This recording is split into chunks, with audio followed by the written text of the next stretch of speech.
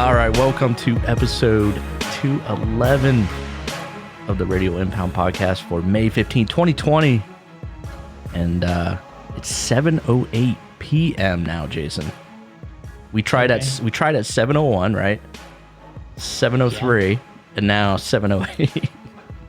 This doesn't get easy. I mean, it's 211 episodes in, and you think it would be seamless, but you got the little things that you have to work out, and it still happens after 200. Yeah, little glitches here and there, even at 211. How are things going in lovely Florida, Jason? They're going well right now. Things are starting to kick back off a little bit. Things are opening up. A little bit of limited availability in restaurants and things. And Paul and I went to a lunch today where we went inside, got our food, got served. So you guys sit down there and eat, and you have to stay.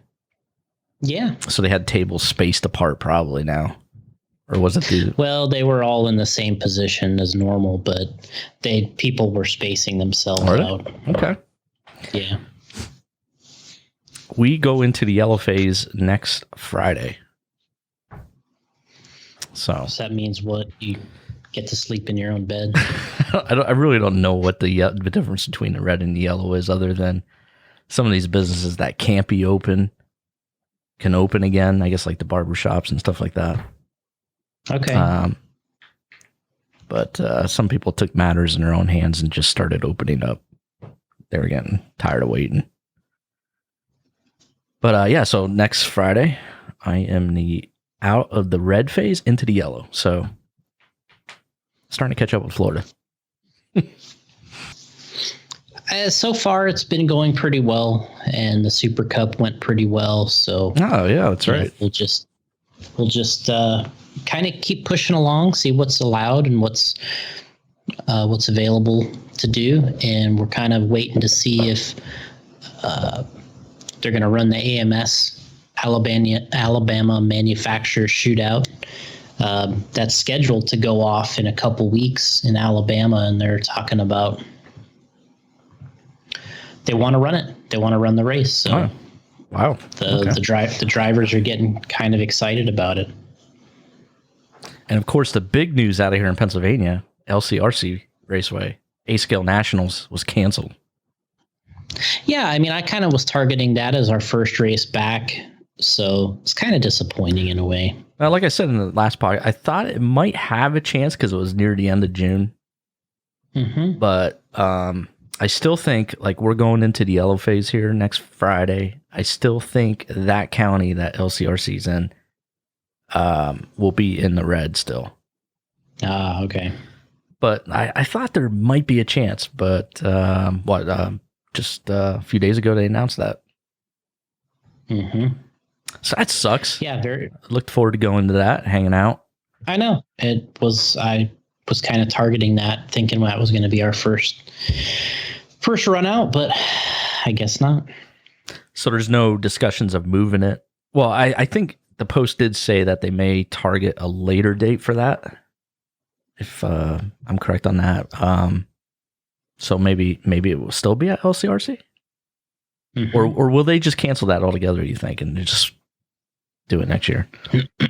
I mean, it looks like it's a consideration that it could get canceled altogether. Oh, okay. All right. I don't know. It didn't seem like that was kind of left off the table because.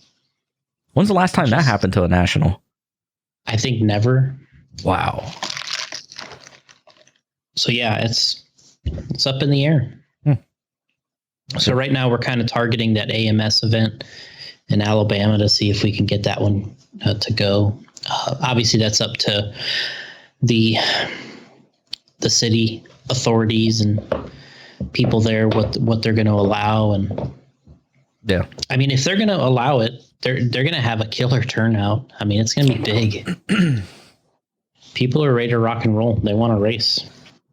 So quarantining inside my home here. You know what I was doing today, Jason? Watching wrestling. No, come on. You know what I was watching.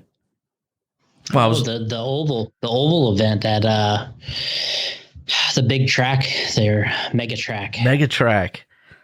Mm-hmm. So Rob Cutman during the week posted there's this guy on Facebook that has all these videos from Megatrack, and he was posting them up there.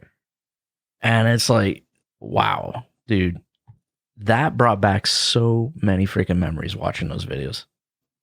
Amazing. I think it was 1989 and 90, I believe he has up there. Okay. Just a couple videos. I think, he's looking for more to post. Can't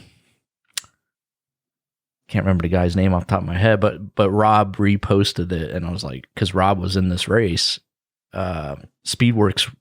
I guess it was the Trinity Speedworks race from 1990. That's what Rob was in, and Joel Johnson was there and stuff. Now 91 is the one I went to. That's where I had my famous P main victory. Okay, 1991, but 90 I was there at that race watching, and that's when I decided to get a car so I can race at Megatrack. Okay. So I got to be in that crowd somewhere, and that's why I was trying to see myself in there, but it was hard to do that. But, when Joel was racing, I figured I'd be right up on a driver's stand with him, standing right next to him, but I wasn't. Hey, Joel, remember when you dodged that car in traffic? That was awesome. That was cool, man. Yeah, man, it's so cool to go back and watch that stuff, though, man. Now it is.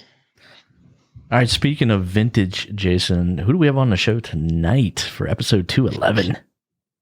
We got Jason Csontos, and we'll check with him on the pronunciation because I've only been able to text with him, and he's had to try to show me via text how to pronounce it, but that's the one I got the best so far. Yeah. But dealt with him for quite a while, building vintage RC cars. He's built stuff for me. I've bought some stuff from him that he's already built, that he's just kind of has in his inventory. Mm-hmm. And that's what he does. He loves the RC10. He builds a lot of theme cars, like different versions that he's seen in a magazine or something. And he usually doesn't go for like the, that's like, you don't just have like a Masami car from RC Car Action, like the one they'll do a spread on or something. He goes for like something more obscure, like, Masami's Japanese Nationals winning car. Like he'll find like an obscure photo of that one. Oh, okay. And then he tries to replicate these ones that are a little more obscure, I guess. So yeah. Wow. That's got to be a lot of work, huh? He's really good at it. He's really good at building these cars and doing the modifications that we all used to do back then, and he's kind of got that stuff mastered. And I think if he sits down and he has all the parts and he can knock it out pretty quick, even in specialty looking cars. He's pretty good at it. I would imagine trying to get all the parts, though, it's got to be a pain, right? I mean, that's got to be tough. A lot of these guys have a lot of the parts over the years, and they've collected them. And then when Associated did a re-release, they stocked up again. Okay. But it is hard to get these parts. It's getting more difficult to get them. Every year it seems like, if you try to go on and get some of the RC10T A-arms that are molded in white plastic, it's tough. I mean, if you go on eBay and try to get some, and if a set comes up, they're not cheap. And you got to browse the old eBay and see what they got. Yeah, people will put on like dirty ones and dyed colored. What are you searching? RC10T arms, suspension arms, parts. Mm-hmm. But the true RC10T white suspension arms, there is no new ones on here right now. Oh, it's all pre-owned. Yeah, the very first one listed here. Sure, those are the parts, but it's kind of run hard here. Yeah. And usually they're like the parts have a tinge to them, like they're not, they don't have the correct look. So there's a process that these guys use to try to bring the color, brighten the color up, and wow. So we'll talk to him a little bit about that. Yeah. But yeah, a lot of cool stuff with the vintage community. They've figured out ways to restore things that are old. And what I did, he's got an RC10 GT that he's finishing right now that I asked him to build for me.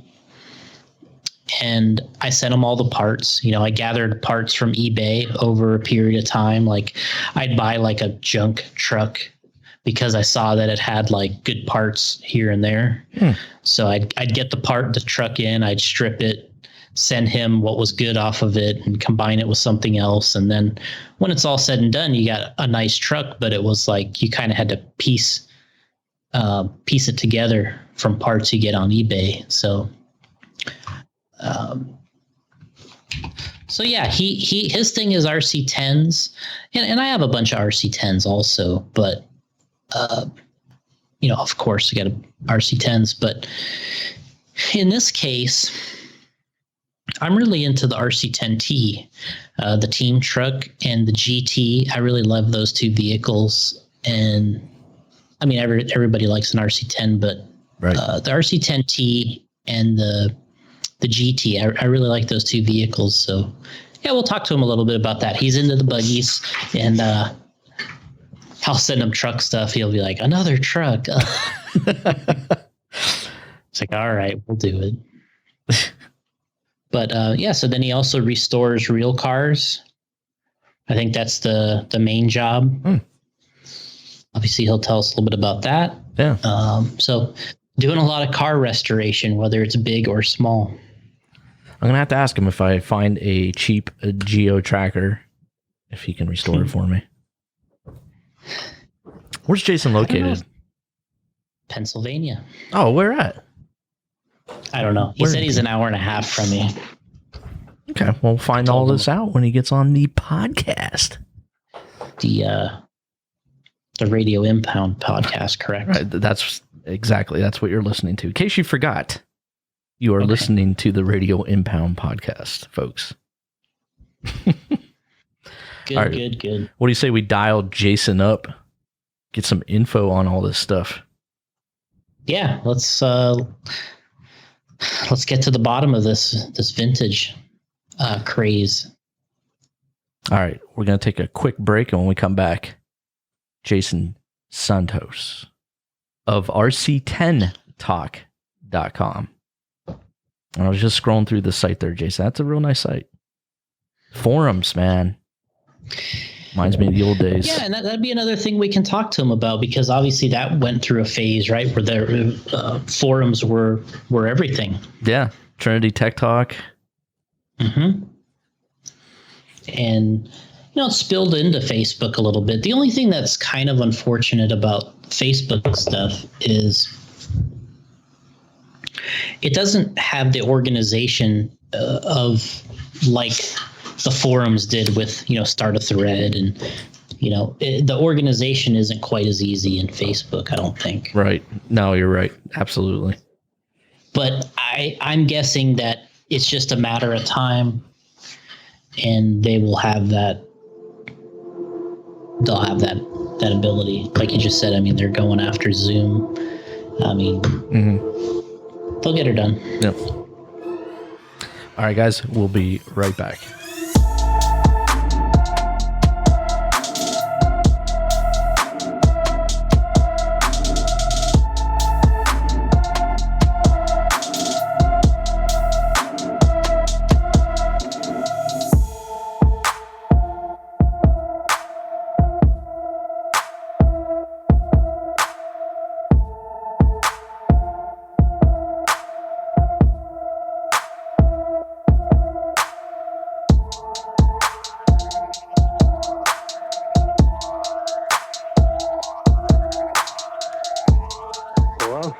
Jason.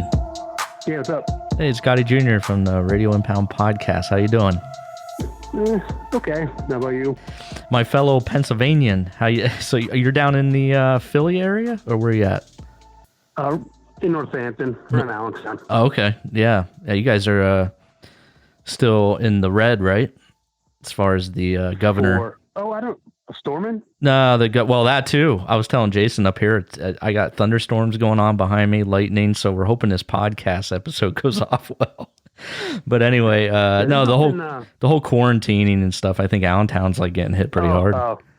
Yeah, I don't have to really worry about that too much because I basically work, for myself or by myself. Yeah, I'm with my dad. Yeah. So I'm not. It's not hurting me any. But everybody's good and health and safe and stuff like that. That's good. So, yeah. And with me is Jason, all the way down in lovely Florida. There. That's right. Lovely Florida. How you doing, Jason? Pretty good. How about you? Doing well.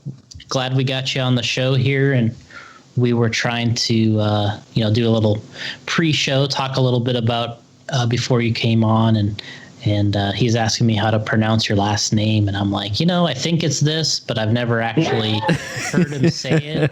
Yeah, it's Csontos. Csontos. Okay. Well, we didn't get it. We didn't get it right. Daniel-san. Right? Yeah. Yeah, like Daniel-san, like when Miyagi would say. It's like Csontos. Yeah, that was the way you were telling us. So that's good. That's a good way to do it. Yeah, so we were talking about a lot of vintage stuff. Normally what we do is we kind of talk a little bit about how you got started in RC and kind of then kind of move up the timeline a little bit and kind of doing what you're doing. So yeah, we can start there. What your RC background is, where'd you get into it, and you're kind of, I know you've done a little bit of everything, but when did you get into it? Well, I don't ever remember not having an RC car, whether it was like one of the the toy ones with the single button where if you press the button down it went forward, you let off and went like back and to the right. So I pretty much always had some kind of RC. And then like you get like the Sears, Christmas wish book and the JCPenney Christmas wish book and stuff. Right. And they'd have, RCs and stuff in there. And I've gotten, a couple out of there for Christmas and stuff. We got a Tyco Turbo Outlaw and, Sears Lobo 2, stuff like that. Yep. That's probably, mid 80s or so, 85 or so. But my first hobby grade one was a Midnight Pumpkin. I got that in 88, I think. So I guess I was like 11. I actually wanted a Blackfoot because a friend of mine had a Blackfoot, and I liked it, so I wanted to get one of those. And went to the hobby shop, and my dad went where my dad took me. And it just so happened the guy that my dad worked with at the time, his dad owned a hobby shop. Oh. And it's still open today. It was actually opened in somewhere in the 60s. The son took it over now, but it's like right across the bridge from my house, Tony's Hobby Shop. And when we went over there, and my dad's in old cars. I mean, I'm in old cars too, but he saw the Midnight Pumpkin, 53 Ford. He's like, "Oh, I think you should get that one." Right. I was like, "Well, I wanted a Blackfoot."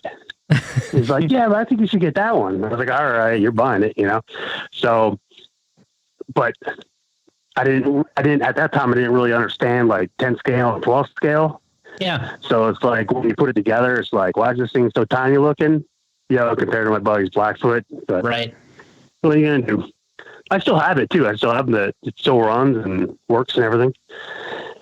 So and I think we talked a little bit about it, but yeah, that was one of my first vehicles. The first one I actually liked, I guess you could say.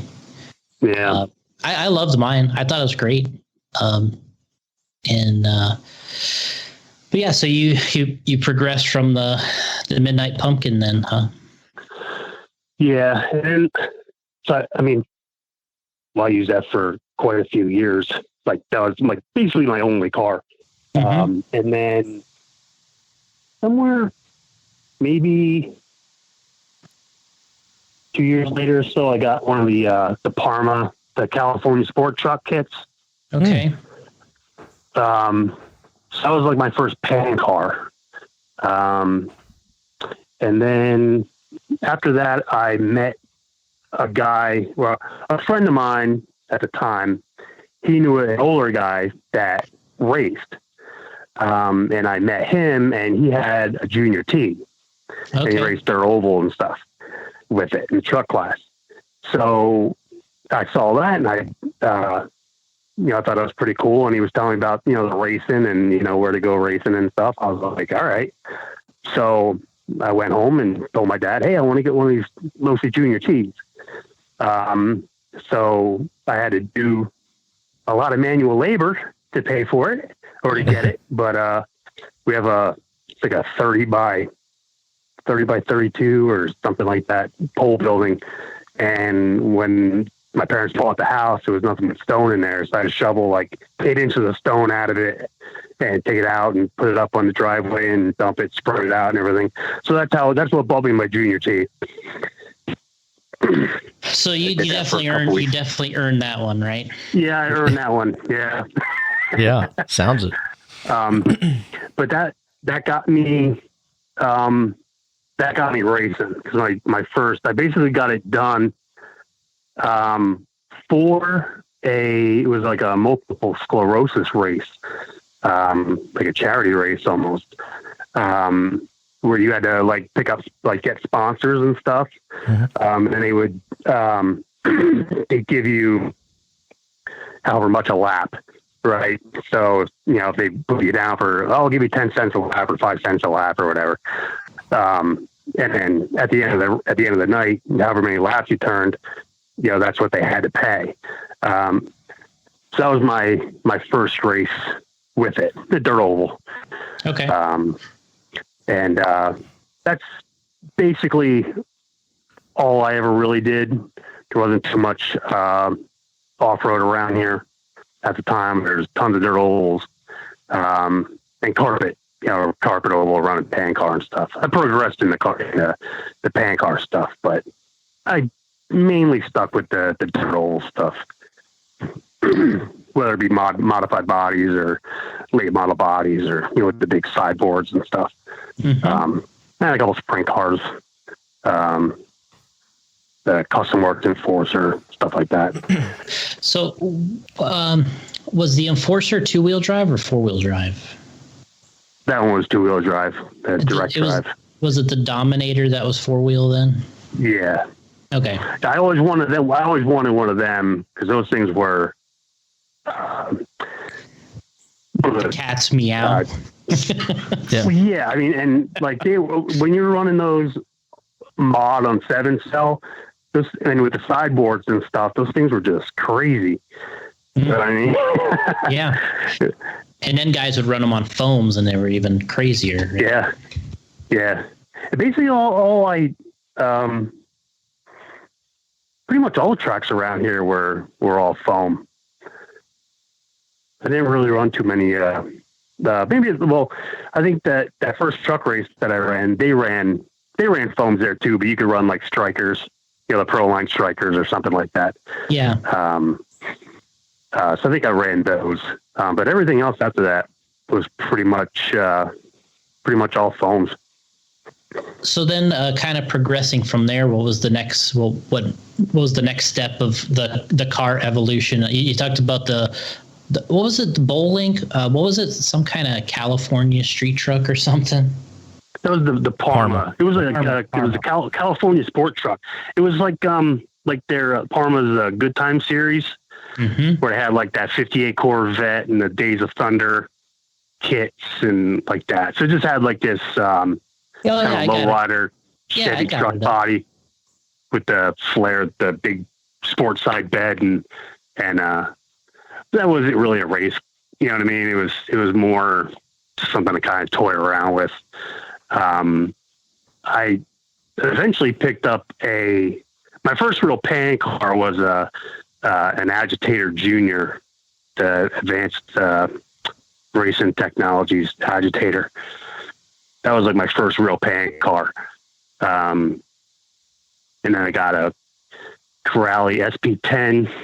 I think it was an SP10.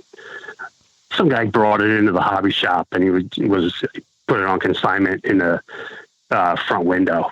It was only like $50. So that guy used that for a little bit until you couldn't buy parts for it. There's really nowhere around here to get parts for them. So it was like, well, yeah, I'll unload it. And then I got a 10 LSS. Those Corrales looked cool, but man, yeah, you couldn't get parts. Yeah, I still have a new pair of front mounted foams for them. For some reason, I didn't give it to the guy that bought the car, but I still got those. For some reason, they're hard as a rock. But wow, yeah. Then I got the 10 LSS, and did mainly that was like indoor carpet stuff, oval, obviously. A couple times we would do a lot of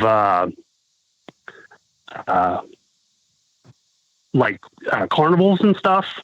Mm-hmm. We'd set up like a track on the basketball court, and they would hold races and stuff, to try and, get people's eyes on, on the racing and stuff, and basically to get more people at our, normal track, at our home track. So that was fun. Yeah. We used to do that. We used to do that up here too. Go to the carnival. That local hobby shop would go to a carnival and run races and stuff, and the kids would go crazy. They loved it. So yeah, we did that quite a bit, because there was a lot of carnivals going around here. So yeah, you might do 3 or 4 of those a year. Jason's like carnivals. Yeah, Jason, up here, I'm telling you, man, there's carnivals everywhere during the summer. Well, maybe not this year, but for sure. Yeah, not so much this year, but yeah. So yeah, I mean, I've seen them in the movies, of course. So. These are real small town type carnivals, though, But always you set up a track there, and you'd run your races, and people would just flock to it, and then they would want to get more info on it. So yeah, it was good promotion. And stuff. Because we used to run in the winter times. We would race at fire halls on the hardwood floor. Oh, okay. Yep. So one of the guys had made a PVC track that you could, take apart and put, set up quick. So it was like the 4-inch outer walls and the 2-inch inner walls and stuff, and the bridge for the transponder wire and that kind of stuff. So we would do that in the winter. And there was a couple places that did that. So you could, kind of travel around a little bit. Yeah. And we'd run the skinny, or the front Schumacher cat spikes, the 2-row spikes on all 4 corners with the Yokomo adapters on the RC10s. Yep. Absolutely. Wow, 2 rows. Yeah. That's pretty impressive. A bunch of those because of that. Yeah. The used ones. Yeah. Yeah. I mean, that was a really neat, a really narrow tire. Yeah. And skating rinks too. A couple places would have races at skating rinks. So that was fun. Yeah, which is really neat to use those kind of different surfaces to race on. And, people think it's crazy to do carpet today, off-road, but it's like, hey, you've been racing on everything for quite a while, right? You got to stay busy, especially, there was Kranzel's down in Le Moyne, they had an indoor dirt track. Mm-hmm. So, most of the guys would go down in the wintertime. But when I started racing, I was 13, 14. Okay. I guess 14. So I didn't really get to travel a whole lot, because I, needed my parents to either take me or whatever. But once I started racing, then you kind of get befriended by older guys and, guys that are basically old enough at the time had, or even now, I mean, old enough to be my dad. And they had kids that raced. So if they were going somewhere, they'd say, hey, you want to come with? So that was really, if I wanted to go probably an hour or more away, that's really the only way I was going to do it. Yeah. Up until I got my license. But most of my racing between 91 and 95. And then I took a little bit of a break in 95 because my son was born. And I was a senior in high school, so I didn't have a whole lot of money. So that kind of put a little bit of a damper on things for a little while. And then I kind of picked back up like around 96 and so on. And pretty much raced weekly until about 2001, 2002. And then the track closest to me closed up. And it wasn't a hobby shop involved with it. It was just I had a track in his yard.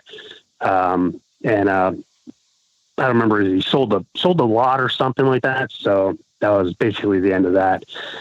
And I was getting into other things at the time, and it was just too much other stuff going on to really commit to, putting a ton of time there, putting as much time as I was into the racing and, traveling and stuff like that. So it was like, if it's more than an hour, I'm good. So, and then after that, it was, and I was racing slot cars too. Like when I started racing RCs, I actually started racing slot cars too, the 124 stuff. Okay. So I was doing like both of those at the same time. So that was, thank God for my parents, because I wouldn't be able to do all that stuff. But it kept me out of trouble. They knew where I was. Yep. And I was, I was never a bad kid really anyway, but, but they knew what I was doing. They knew where I was, and, and I was, doing pretty good with it. So that's how that was. And then, so later in the 90s, I started doing, slot car drag racing then. So I kind of stopped racing the RCs and for a little while and did the slot car drag racing. And then that closed up, and then went back to the RC stuff for a little bit. And then like 2002, I think I stopped running weekly and just kind of moved on to some other stuff for a little while. So when did you pick back up, kind of getting interested again in RC and kind of being involved like on the internet with it and everything? Internet wise, I would probably say maybe 04 or so. I'd always wanted a clodbuster and never had one. So I don't remember who it was. Could have been A, maybe not A Main. What's that other one I can't think of it. One of the online hobby shops. They were blowing super clodbusters out. Okay. So I was like, now's my time to buy one, right? I think it was like $200 shipped or something like that, or like $195 shipped.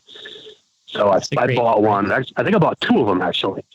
And I bought a ThunderTech Rage chassis kit and built that up. Nothing super crazy. I didn't have like anything. I think I just had the silver can motors in it, for a short time when I first built it. And then I started getting into, like, I found RC Crawler. And I think at that point, RC Crawler was fairly new. I mean, it was probably a few years old, but there was no, at that time, there was no manufacturers, like kit, crawlers and stuff like that. It was like you had to build stuff, right? Yeah, you had to make the stuff yourself. So I took the other clodbuster kit and I made a scratch built 2.2 crawler using the clod axles and stuff. So I was messing around with those for a little bit. and I never really stopped like messing around with the stuff, because I never really got rid of anything. I still had, my cars from racing. So I would, every now and then charge with a battery, take it a rip around the street, let my kid drive it or something like that. Then that's when I found Claw Talk, the forum on the internet. Mm-hmm. And so, kind of reading up and getting more into the Clodbuster stuff. And I noticed a lot of guys were talking about the older, RC10s and the older Losi stuff. So this is probably around late 2005 or so. Mm-hmm. And a couple of the guys were bugging the owner of the forum to set up an RC10, like a forum. It was more RC10 talk than anything, like guys talking about RC10s than any other manufacturer. But so they were kind of bugging the guy, hey, why don't you set up a forum for us so we could talk about our RC10s and stuff. So the one day he goes like this and set a link to it, and he had set it up. So that's basically how RC10 talk started. Okay. Just kind of, a bunch of guys begging him to start a forum, and he started it. So that's how 10 Talk got started. Yeah, I mean, it almost seems like, just from me, that kind of the outside, in a way, kind of looking in, it almost seems like to me, it almost feels like you're like the spokesperson for that community. For some reason. Well, probably more probably the last 10 years of it. Mm-hmm. It was really popular in the beginning. I would say up until like Facebook came around and the Facebook groups came around. Forums were no matter what it was, forums were, the place to go. It was huge. And then, once the Facebook groups took off and, everything's easier. It's easier to basically post pictures is really the main one. Yeah. You don't got to be resizing them and, this and that. So, just the ease of it kind of takes people away from the forum. But, as long as there's enough guys that are willing to, shell out a couple bucks every now and then to help, pay the server stuff, it'll be around as long as, guys want to help it to be. As long as we're all around. Yeah. But it still gets used quite a bit, even if it's just for like research. Yeah. Guys using it for that reason. Even if they're not posting or posting on their build threads or anything like that. It's getting used. It's just not as much as I'd like for it to be used, but is what it is.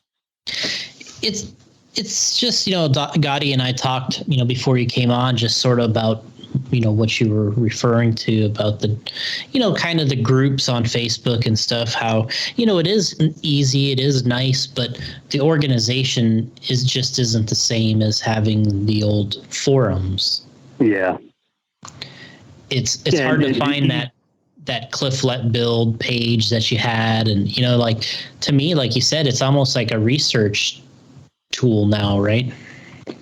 Yeah. I mean, more than it used to be. It used to be, the place to go for whatever, just to, even just to talk about the stuff, not so much just to, you become, more of a community, so you're not just a screen name, guys, and you talk to them on the phone and, you see them here or, here and there or whatever.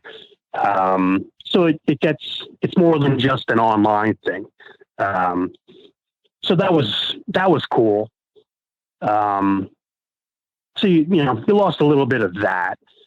But the guys are still fun in it. I mean, there's still new guys that are, they go to go to their parents' house during Easter or something, and their parents were cleaning out their attic or something, and they found their old RC car that they forgot about. So now they're looking around on the internet trying to find information about it, whether it's just how much it's worth now. So you get a lot of those guys, and some of them. And the same thing happens on Facebook too, but, a lot of times the guys will stick around for a while. You know what I mean? They'll buy, they'll upgrade to a newer radio and lipos and, brushless and that kind of stuff. So that's cool too. Even if they're not really, gung ho with, buying up all kinds of aftermarket stuff on eBay, and trying to build some, real killer car. They're just trying to get, the old car that they've had for, 30 years running again. Yeah. That they just found, get it running again. So that's cool. Yeah. I mean, I'm on here right now, just kind of cruising around, looking at some of the topics here and there. And like you said, it's just, there's just tons of information on here now. Yeah. The one thing that stuck was, because a lot of guys use Photo Bucket, and a couple of years ago, Photo Buckets, I don't remember exactly what they did, but they kind of like froze everybody's account or something like that. Okay. And you had to pay X amount of dollars a month to get, to be able to, you could go into your account, but you couldn't like link your photos to wherever you wanted. So if you look in some of the older threads, there's a lot of dead Photo Bucket links, or the pictures are kind of blurred out and I got a Photo Bucket watermark on it. That really sucked. That really screwed a lot of stuff up. But what are you going to do? Yeah. And then what was the other photo like place that you could put photos on? Was it like Smug Mug or something like that? We had some photos on there for a long time. Image Shack was one. Yeah, I remember that. A lot of guys use Image Shack. Okay. Image Shack and Photo Bucket. Those were probably the two most widely used ones. And you can upload directly to the forum, and that way stuff doesn't get lost. You know what I mean? It's on the forum. It's not going to go anywhere unless something happens to the server or something. But that's a big problem. There was a lot of good stuff, especially I refer back to the race stuff a lot, in our scan archives for old race coverage and that kind of stuff, just to see, because I do a lot of replicas and stuff like that. So I'm always looking at the old race stuff. So a lot of that stuff got lost, which is a bummer. Sometimes some guys, like if new guys will come and they'll see that they're missing, and they'll like add them to the end if they have scans of that, or if they have that magazine with that article in it, and they can rescan it and upload it. That happens sometimes. So sometimes things get fixed, but a lot of times they just end up with broken links and that kind of stuff. Right. But, yeah, well, that's definitely interesting. So you kind of you talked a little about building replicas and that type of thing. When did you kind of start getting into that? Was it along with the forum? Yeah, for the most part. I think my first one was the Jay Halsey car. I think that's probably what everybody, if you have an RC10, that's like the first world's win, and you got a Jay Halsey one too. Yeah. It's not, well, I think I was probably like the first one to do some kind of like a replica at the time, because like the forum started in 06, and I think I started it in 06, somewhere in 06. Okay. And it really just started out that I found a nice gold pan locally. So I was just kind of in the process of cleaning it up. And you're on eBay or whatever, and you find the JG front bar. It's like, okay. And then you find like the right front tires and the front wheels. And it's like, okay, well, I guess now it's going to be a Halsey replica. Yeah. You know, and that's how a lot of my stuff would start. I would just buy a car without really any intentions of what, no set plan as to what it was going to be. But you find a certain part here or there, and okay, well, now I can build this. Mm-hmm. And the thing with the replicas was, if I'm going to build an RC10, or if I build an RC10, I'm going to build it the way I want to build it. Well, or like my specific, style or, taste or style, whatever. Well, any other one that I build after that is basically going to end up being the same car. You know what I mean? Because I built it the way I wanted it. I built the other one the way I wanted it. So why do I need two the same? Yeah. So that's kind of one reason why I started with the replica stuff, because it was just another avenue to go, with the vintage RC stuff. And I was never one to get builds done fast. So I could have like a bunch of cars. I always had at least like 10 cars, 10 projects going at one time. Mm-hmm. And if I find a part for this one and find a part for that one, and just, kind of keep building as I accumulated parts for it. Yeah, that's basically my thing with the replicas. And I probably only have one, or built one, that was really dead on. And that was the, Brad Ralph's car. Mm-hmm. And that was mainly because, I could talk back and forth with Brad. He saw my build on the forum and signed up on the forum and stuff. So that's how me and Brad kind of got together on it. So, if I had a question about something, because there was really only one picture of that, from the article from the top down. And so you have that one picture, and then like the race, I don't know what you want to call it, like at the end where they have all the stats and everything, or the top 10 guys and what the radios they use, servo, speed control. So I had an idea of what he had in the car from that. Mm-hmm. And then when he joined the forum, then he could get more into the real little stuff. Like he had a black trans case, but the motor plate spacers were white. Mm-hmm. He had his bulkhead trimmed a certain way. The front edge of the chassis tub, he had like sanded back like on a 45 to get rid of that sharp edge before he had it re-anodized. Mm-hmm. Just like a lot of little stuff, which I wouldn't have known had he not been there to really help me out with it. Yeah. So, and that was the thing with the Halsey car. At the time, there was like 3 pictures of that car that I could find anywhere on the internet. Okay. And by the time I kind of got not done with it, but kind of got it closer, and it wasn't right from the beginning. It needed like a Novak 1 instead of the Novak 4 that I had in it, that kind of stuff.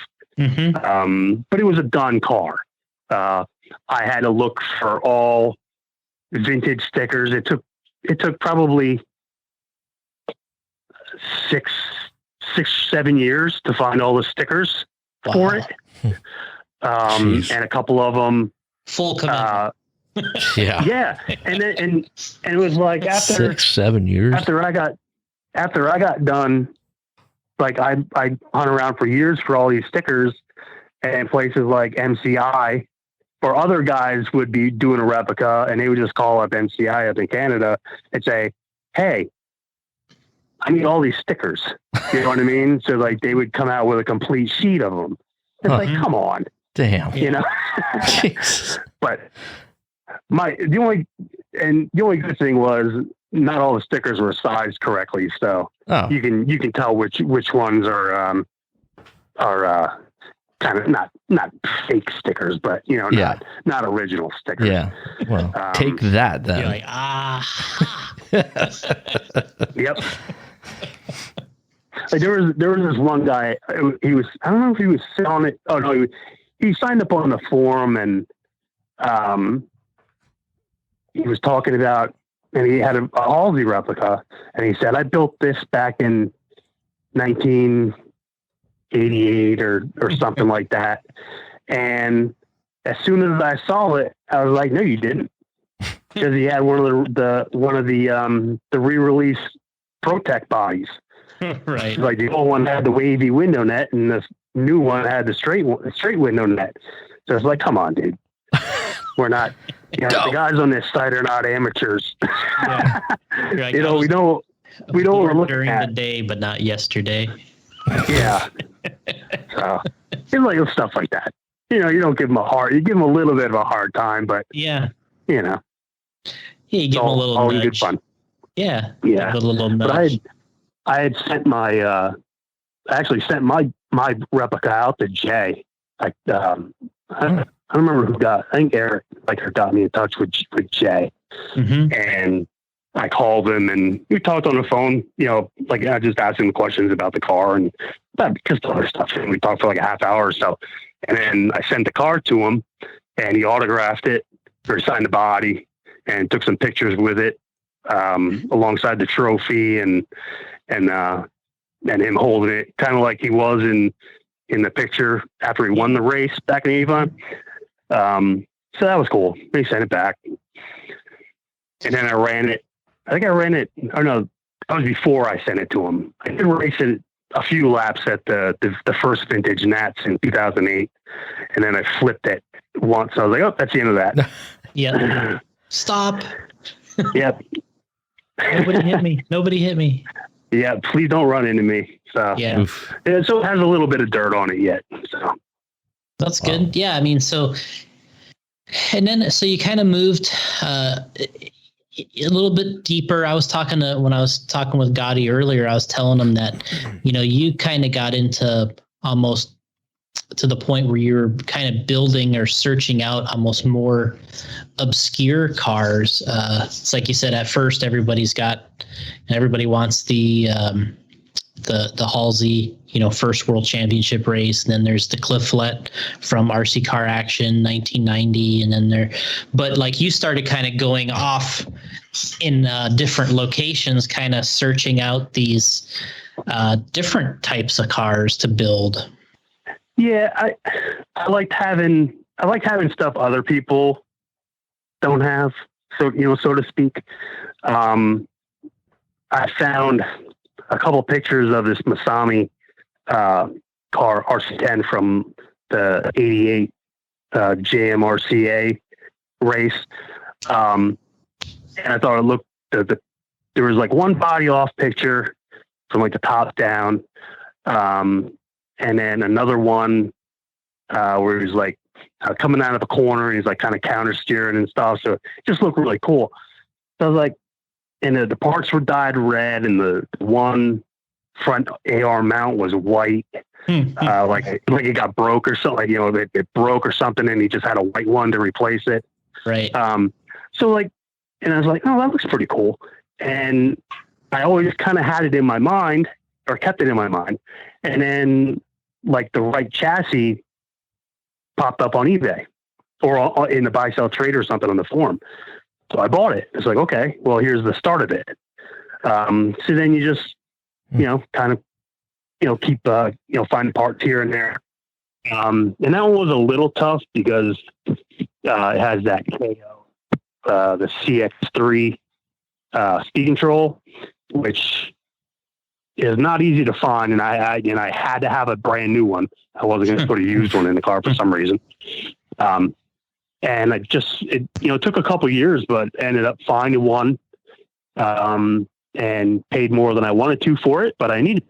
So, I got that, Reedy mod and all that. And I got it to the point where the chassis is basically done. All I had to do is paint a body and that kind of stuff.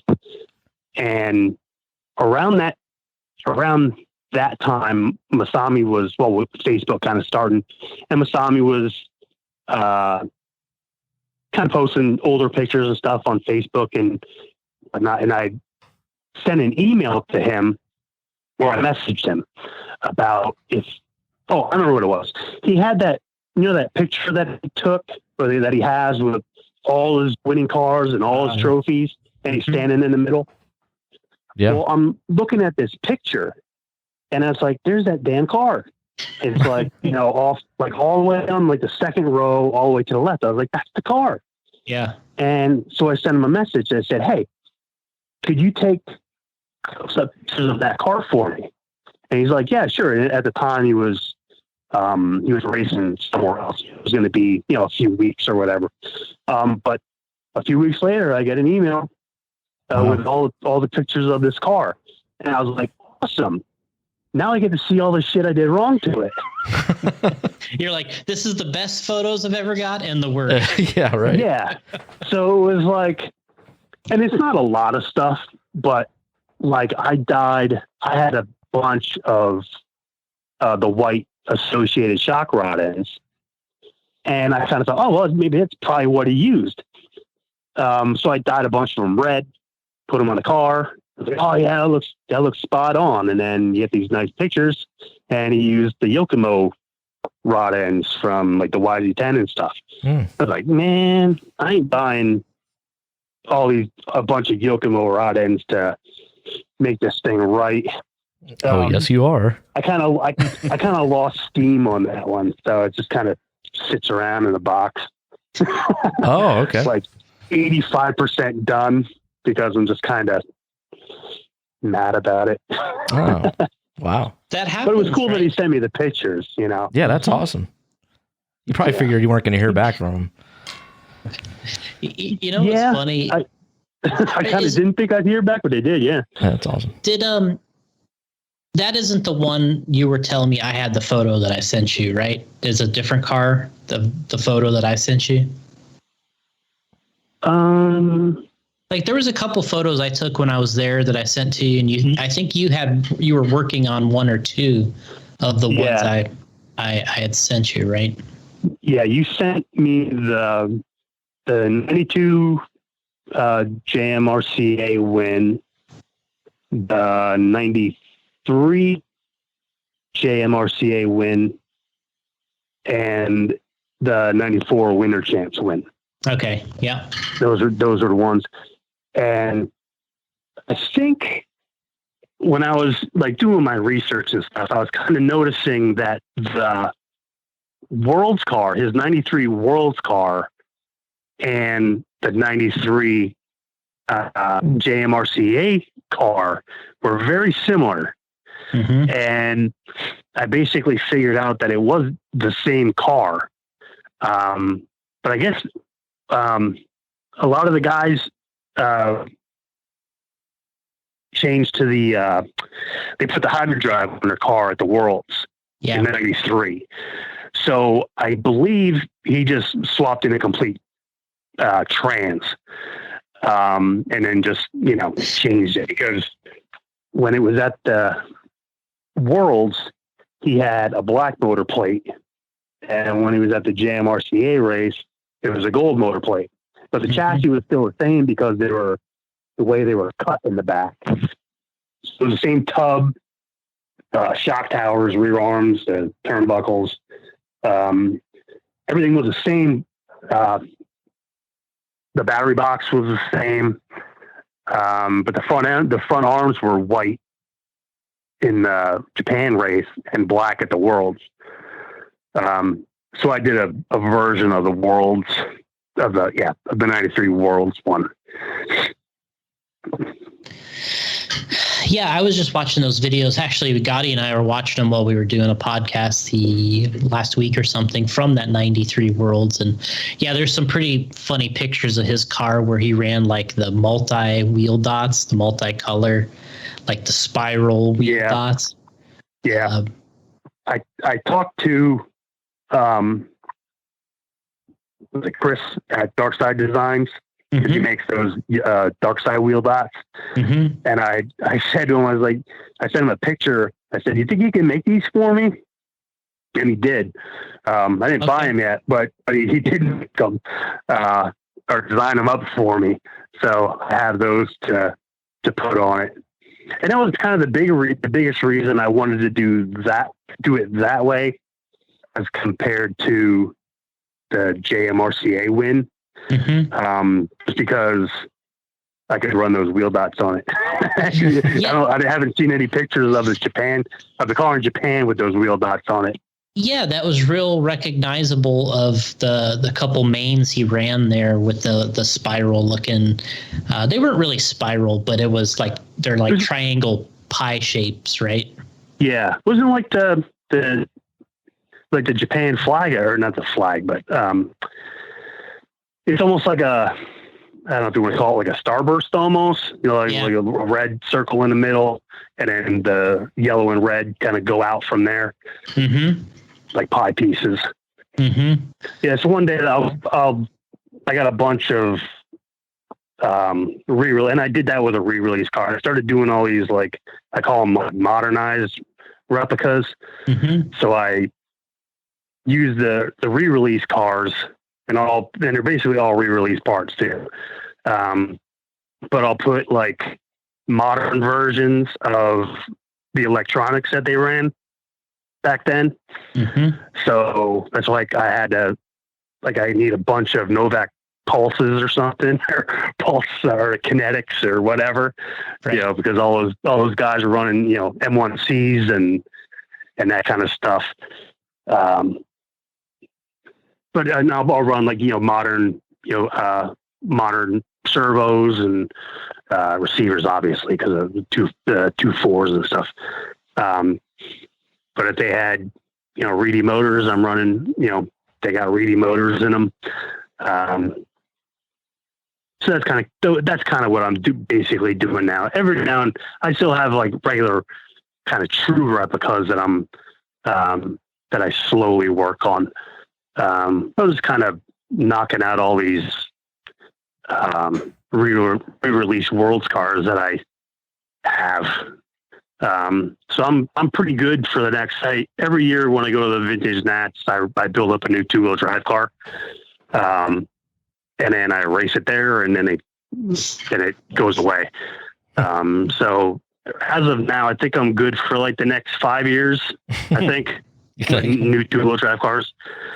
So I don't gotta build any Vintage Nats 2-wheel drive cars in a while. So I'm set. Like we talked about, you had you built a Rory Cole car. You did a Craig Drescher car, right? That was, well, it wasn't a replica, but when the re-release came out, everybody did theirs like the Kinwell car, right? Like the box art. Yeah. And I was like, well, I'm going to do mine like Craig Drescher's car on the side of the box. Okay. Yeah. Yeah. So that's why I did it. I did it like that. Like I got my box art here. The Drescher box art. So yeah. That's why I did that one. And so you've done some numerous Masami stuff. Obviously, the Halsey, the Rory Cole, Craig Drescher. You did the Brad Ralph's Winter Champs car. You did the J Halsey JRXT. That and you did that before I'd really even knew you or talked to you, and that was the truck that I had won at that Winter Champs in '91. Yeah. And my parents, when I went to California, they threw away a bunch of my stuff, and that was one of the things I think they threw away. But thanks to you, I was able to get a replica of it, which is pretty neat. with the electronics this time. With the electronics, yeah. and that's that was another thing where I only had that one picture of a truck with you holding it. Was really the only picture I had of it. Between that, there was one. I did have another picture of Jay in the pits. I think he's actually working on his Pro at the time, but the truck was kind of sitting off to the side. So they could kind of see how the electronics were laid out, and just other the race articles. At the end, he finished second and stuff, but it said what speed control he ran, what motor he ran, and so on. So I just kind of based electronics off of that. I found a super nice Tekin 420F for it. I think it was a Big Ed motor. Yeah, Big Ed motor or something. Yeah, 15 quad, right? Something like that. And he had something else that I noticed in the. Well, he had the H arms instead of the 5-link, and he ran the Pro rear tower instead of the regular JRXT tower. But like I said, I didn't. I only had really one picture to go by, especially with the paint, in the paint out. And I think I had no idea what the other side of the truck looked like. And so I was watching the Gene Hustings video from the race. So being as though it's, Gene Hustings video, he's following Cliff, right? But every time when they come down the front stretch around like the sweeper and come like to what would have been like this little short shoot, before you went into like a 90 or a 180, a little short shoot to another 180, going like towards the driver's stand. Every time Cliff would go by Gene, do the 180, and he's in that short shoot, here comes Jay in second. Yeah. Right. So I would just see this like blur, a kind of a blur of Jay's truck going by. So that was the only way I had any idea of what the left side of that truck looked like. So I was like, well, I'm just going to kind of wing it and say that kind of looks the way it's supposed to look. And that's how I did it. That is crazy. Because it is, and that's the only downfall of doing kind of obscure builds or obscure replicas, because you kind of have to do little not kind of unorthodox ways of trying to find out stuff. But for the most part it works. If you hunt around enough and you're not in a huge hurry to get something built, and you kind of wait for stuff to maybe come along. Yeah, I mean, I had that truck, and like I've told you a couple times, it's actually yours is nicer than his was when he gave it to me. His was a little butchered up, to be honest. He took the servo out for some reason, left the battery in it, and then when he took the servo out, they did the old screwdriver, pry it out of the chassis, and you're just like, oh no, not the screwdriver. Well, he probably had like 10 new ones hanging on the wall in his garage. Yeah. So he could scratch the hell out of a chassis and not care. Yeah, he's like, all right, race is over. Let's just pull this stuff out, hand it to this kid. Yeah. Yeah, especially though he was giving it away. Yeah, he didn't. But then you the other car that Mark Pavitas with the Moo chassis. That thing was really nice with you got the Yokomo foam tires on there even, which is just seems pretty rare. Yeah, it took here again. That's another one of those things where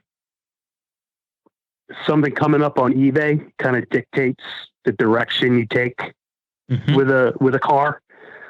I had seen pictures of that car when Mark raced it in Japan. And it was a picture of, it was a very small picture, and it was a small grainy picture of, the like a 3/4 side shot of the car with the body alongside it, and then one of the bottom of the car. And the other one was from the 92 Winter Champs. That's right. Yeah. The RCCA article, and there's no picture of the body, but it's a black and white of the car sitting there on a table, and it has like the low C 4-row rear tires or something on it, low C ribs on the front, but I didn't have there was no body, so I had an idea of what it probably looked like, but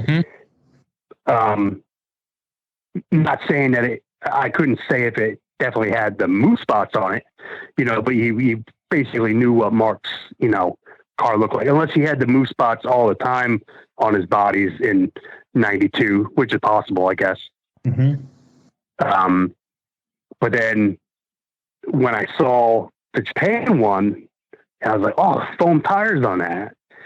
So it was, here's another one you just kind of keep in the back of your head, and a pair of rear tires came up on eBay, and I got them like dirt cheap. I was like, okay, now I figured I'll start doing the car. And hopefully a pair of fronts will show up. And eventually they did. The other thing I didn't know was, how they did, or how the chassis was actually done. I didn't know if they were, like vinyl, stickers or something, like the moose spots or whatever. And it had like a chassis protector on it, so they didn't get beat up. So here's another, nice thing with Facebook, and you can pretty much get a hold of almost anybody you want. I sent Mark a message and asked him, told him I was trying to do a replica of his car, and asked him how the chassis was done. And he said a buddy of his had a glassy cabinet or whatever, and they cut out the cow spots and put them all over the chassis, the tub and the nose, and glass beaded it. And then, so it's, bare aluminum with anodized black cow spots. So that's how I was like, okay, well, that works for me, because I have a glassy cabinet. So the next day I was cutting out moose spots that, kind of resembled the spots in the picture, and laid them out and glass beat it up, and then started building on top of that. So here again, being able to talk to people and get, some insight about, how things were when you don't have good pictures to go by, that really helped out with, on that one too. Yeah, it's a beautiful car. I love that one. Just so cool. But I mean, I see pictures all the time. Like I'll bump into something and I'm just like, oh, I like that one too. Yeah. But I mean, while we were starting the show, Gotti and I were looking on eBay for something, and here pops up a Competition Plus magazine for sale, and it's got one of Cliff's RC10Ts on the cover coming down the step downs at Lake Park.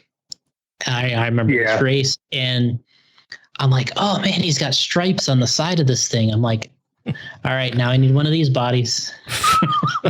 It's just, it's so nuts. Like, it's so like, it's just cool. It's neat to find this stuff. And I was telling Gotti earlier that, obviously you've done a bunch of RC10s, and I have a bunch of RC10s. I obviously love the car, but, I have my real soft spots for the RC10T, and especially the team truck version. And, we've worked on a bunch of projects together. I've sent you a bunch of stuff, and you've been so kind to work on them and get different things and anodize. And we did an E conversion GT truck, which was a fun project we worked on, and you kind of mocked it up, and then we kind of made the real parts and kind of did a little one-off project in a way. There's only 30 of them we made, and so we sold the 30. And but what was it like kind of doing, working on some of those things, a little kind of a different angle? Yeah, I didn't. I wasn't really the dirt oval aspect. When the truck class was really dominated by JRX, like the junior T's and the JRX-T's, because, and this is before the 10T came out, really. So everyone was just running like converted RC10s, the monster truck tires on, or 2-point tires on RC10 buggies and stuff. Mm-hmm. And they just never worked as good as the low seat trucks. Maybe some of it's, the drivers or whatever, but they just didn't seem to work as good. And then I remember when the 10T came out, I was like, man, look how freaking wide this thing is. And at the time, there was guys, buying them and building them, but nobody made, right at the beginning, nobody made like proper offset wheels with mounted foams. So everyone's running like the HPI Superstar mounted foams for like what you would put on a JRX-T or a Blackfoot or whatever, with a bunch of positive offset. And these trucks are like as wide as they are long. So it's like this big square, going around a track, and it was kind of a pain in the ass to, when you're trying to go around them or whatever, like how, because most of the tracks there right now are kind of smaller, kind of bullring tracks.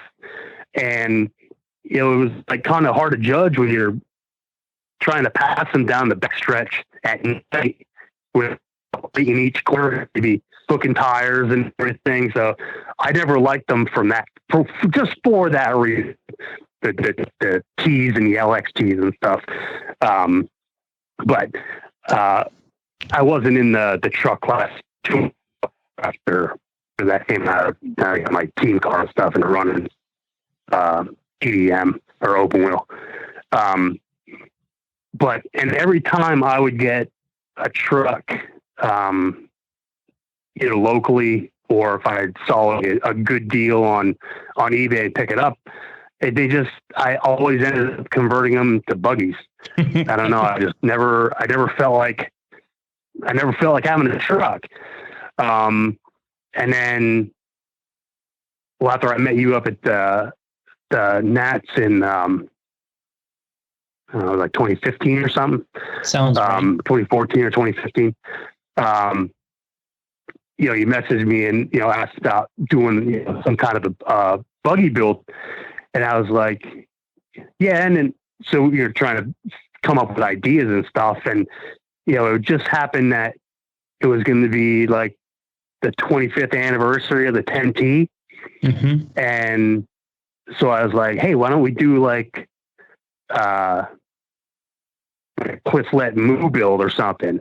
Mm-hmm. And cause I knew your stadium truck was already probably your favorite. As soon as I said it, you were probably already drawing up parts and stuff. Right.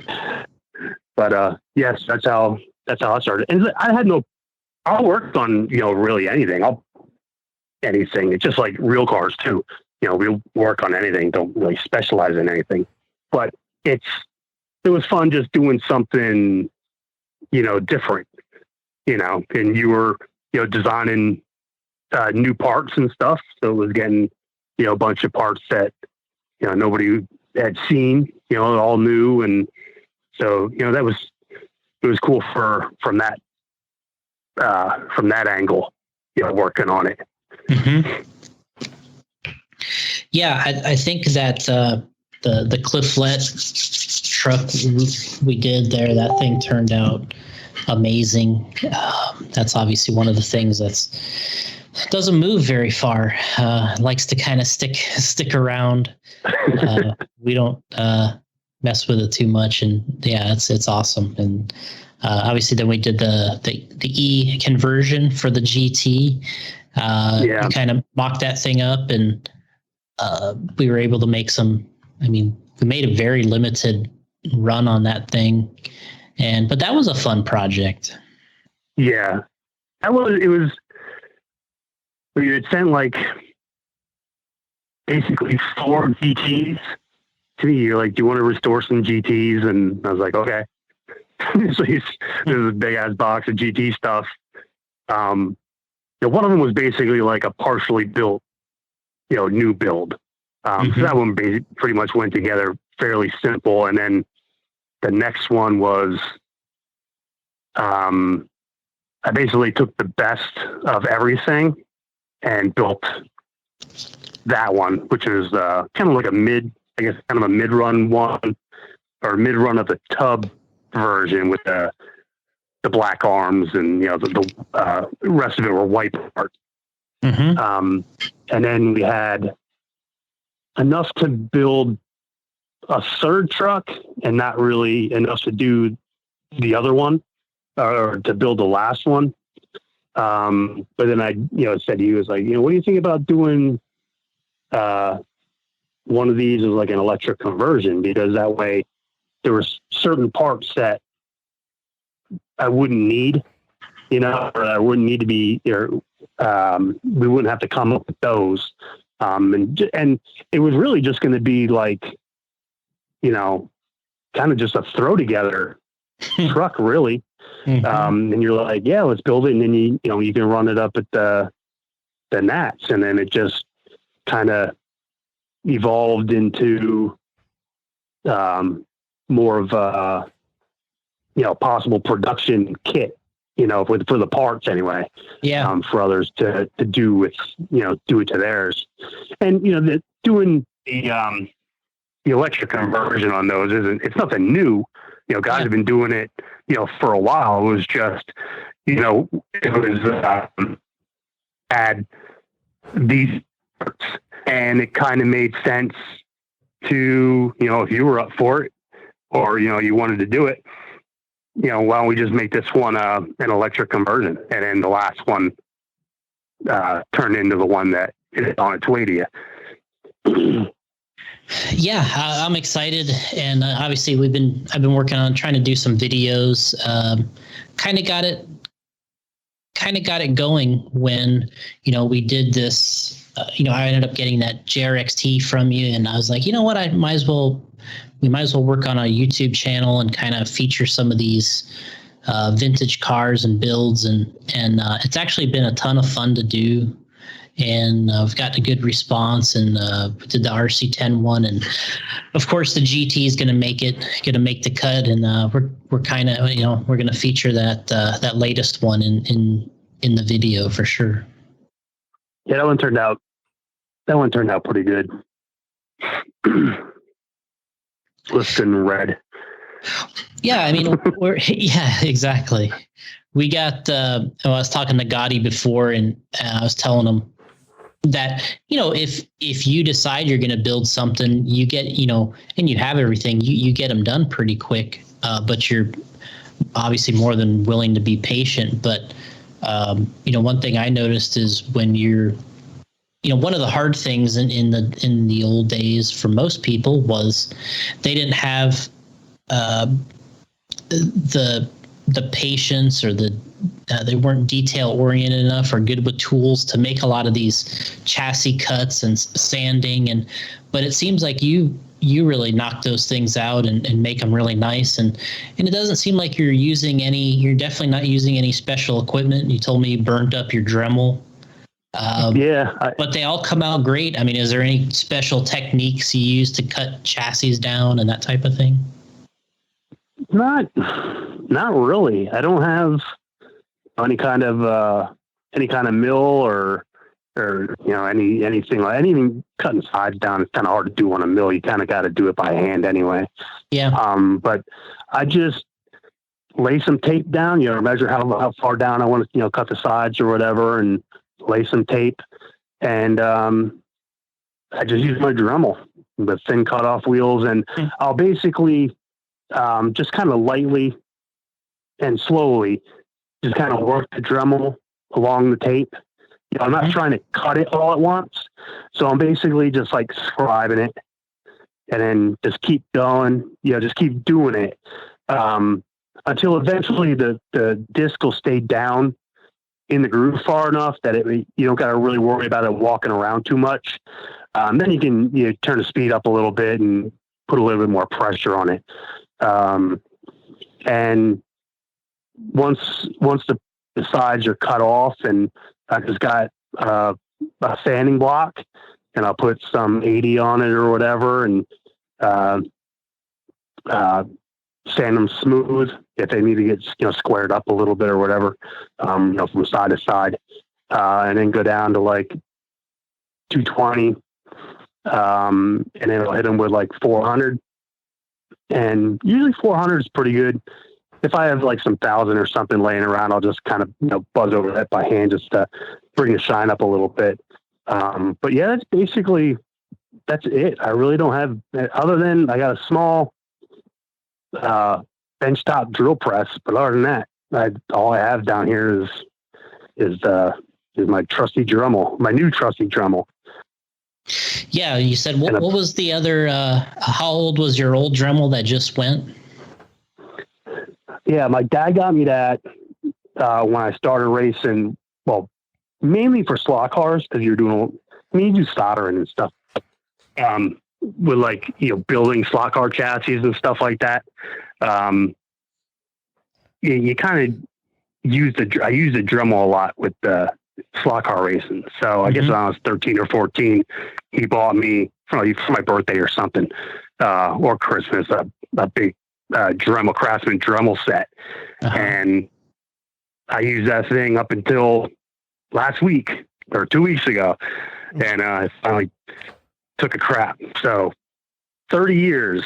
Wow. I got a Dremel. Man, you gotta have a funeral for that. I know. Jeez.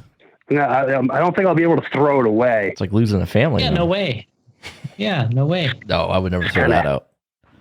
Just kind of set it up to the side and put it in a case, in a glass case. Yeah. Well, one day I've been talking all the time about getting some glass display cases. Yeah. To put my done cars and stuff in. And like some of my older, trophies, like racing trophies or whatever. And like, I still got my, Tekin BC 100L charger that I ran. I have my, the Victor Jr charger. Was a competition, not competition, who made that? Competition Electronics, right? Isn't Victor their own thing? Victor Engineering. I don't remember anymore. Victor Engineering, right? Yeah. They were their own thing. I forget the name of that charger. But the high IQ. Yeah, that's it. High IQ. Yep. Yeah, I still have that. I got mine used. Basically when nickel batteries started coming out, guys were buying other chargers and unloading all their like NiCad stuff. Mm-hmm. So I was always kind of behind the times at that point. And guys were running big packs. I'm still running my old 1400s and stuff. But I think I paid like $50 for it or something. Oh, wow. And I was still using that. Cause I almost completely missed the whole nickel metal battery stuff. So the newest, I think I bought like my last year of racing, maybe the year before, I bought like 5 brand new 2400 packs, Nike packs, so that I could still chargers that I had. So I didn't have to buy a nickel charger. So yeah, I was still using that charger up until like 2001. Wow.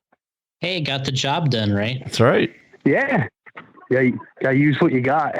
You didn't miss much in that nickel metal hydride days, though. I think there was a lot of failure in that at the beginning, right? If I remember correctly. So, yeah, Thankfully, I didn't have to. Those Panasonic purple cells. Oh, Yeah, those were. Yeah, they were garbage. I had the other one I had was a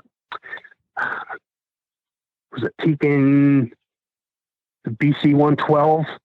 They had the BC 12 or 112C, which was the AC/DC one, and then they had the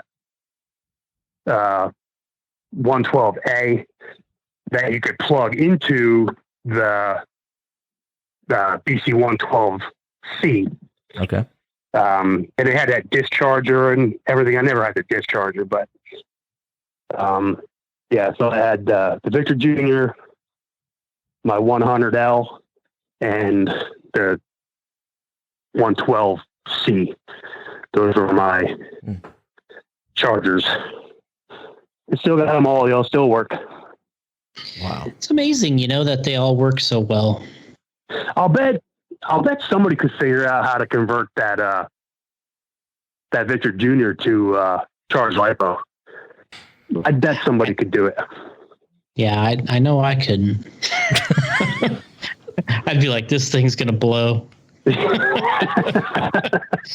I mean, they made there was a guy quite a while ago that you could send them. I think it was in Australia, where you could actually buy parts for it, and you could send him your charger, or he'd send you the parts to convert it to charge nickel metal.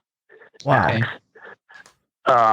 I never did that because I didn't care to, I didn't need to charge those. But that was even up until probably 10 years ago that you could buy parts to upgrade it for nickel metal. But then, once LiPos and stuff came around, who cares? But I'll bet there's a way to convert that to charge LiPos properly. Jeez. Mm-hmm. Because I don't know the makeups of the batteries and what they need and all that kind of stuff. I have no clue, but I'm sure they could do it. Somebody could do it. Yeah, it might be. And just if somebody could do it, I'd be showing up to the track at the vintage match with that and my big 30 amp power supply or power source power supply. Yes, somebody would probably be. They'd say to you, "Hey, that can't charge the LiPos," and you're probably just, I'm going to give it a shot, see what happens. Yeah, And that's the thing about vintage Natch. You just think about the car, but also in the pits, you got to look the part too. Mm-hmm. Yeah, I never thought about going vintage in the pits. I do. I still have my toolbox that I used to take to the track in the 90s and stuff. That goes with me to the vintage Natch. the Plano, you got the Plano with the drawers. Yeah. Oh, that's awesome. I have like one of the big gray ones that everybody used back in the earlier 90s and stuff, but I have a slightly smaller one. I think I got it in like 98 or 99, I think. Could be 98. Yeah, I have a smaller one from early 90s. But man, those things were expensive back then. Yeah. I think I got mine from some guy that was selling out. What were those things like? What are they, like $50 or $75 back to? I have no clue. Yeah, it's pretty damn close to that. Depending on what size you Yeah, got. I don't remember. I think I kind of think I paid almost $50 for the blue one that I use now. Yeah, mine had 3 drawers underneath, and then top that lifted, and that was about $50. Yeah, and that was a lot back then. Yeah, I mean it is, and especially just for that toolbox, right? Yep. Mm-hmm. And the pits aren't really like most. Today's pits aren't really set up for a big tackle box anymore. Yeah, it may do. Yeah, that by the time you put that toolbox in there, the whole pit's full. Yeah, basically.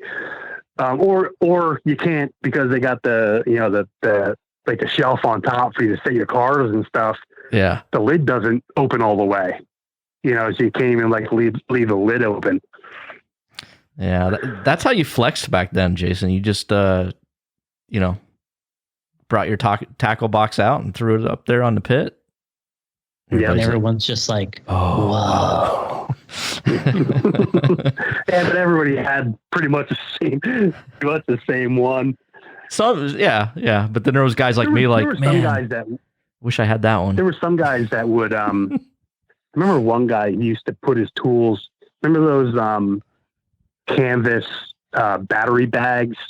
They were like 2 foot wide by like 3 feet long. You put like 10 battery packs. Oh yeah, and then fold them out.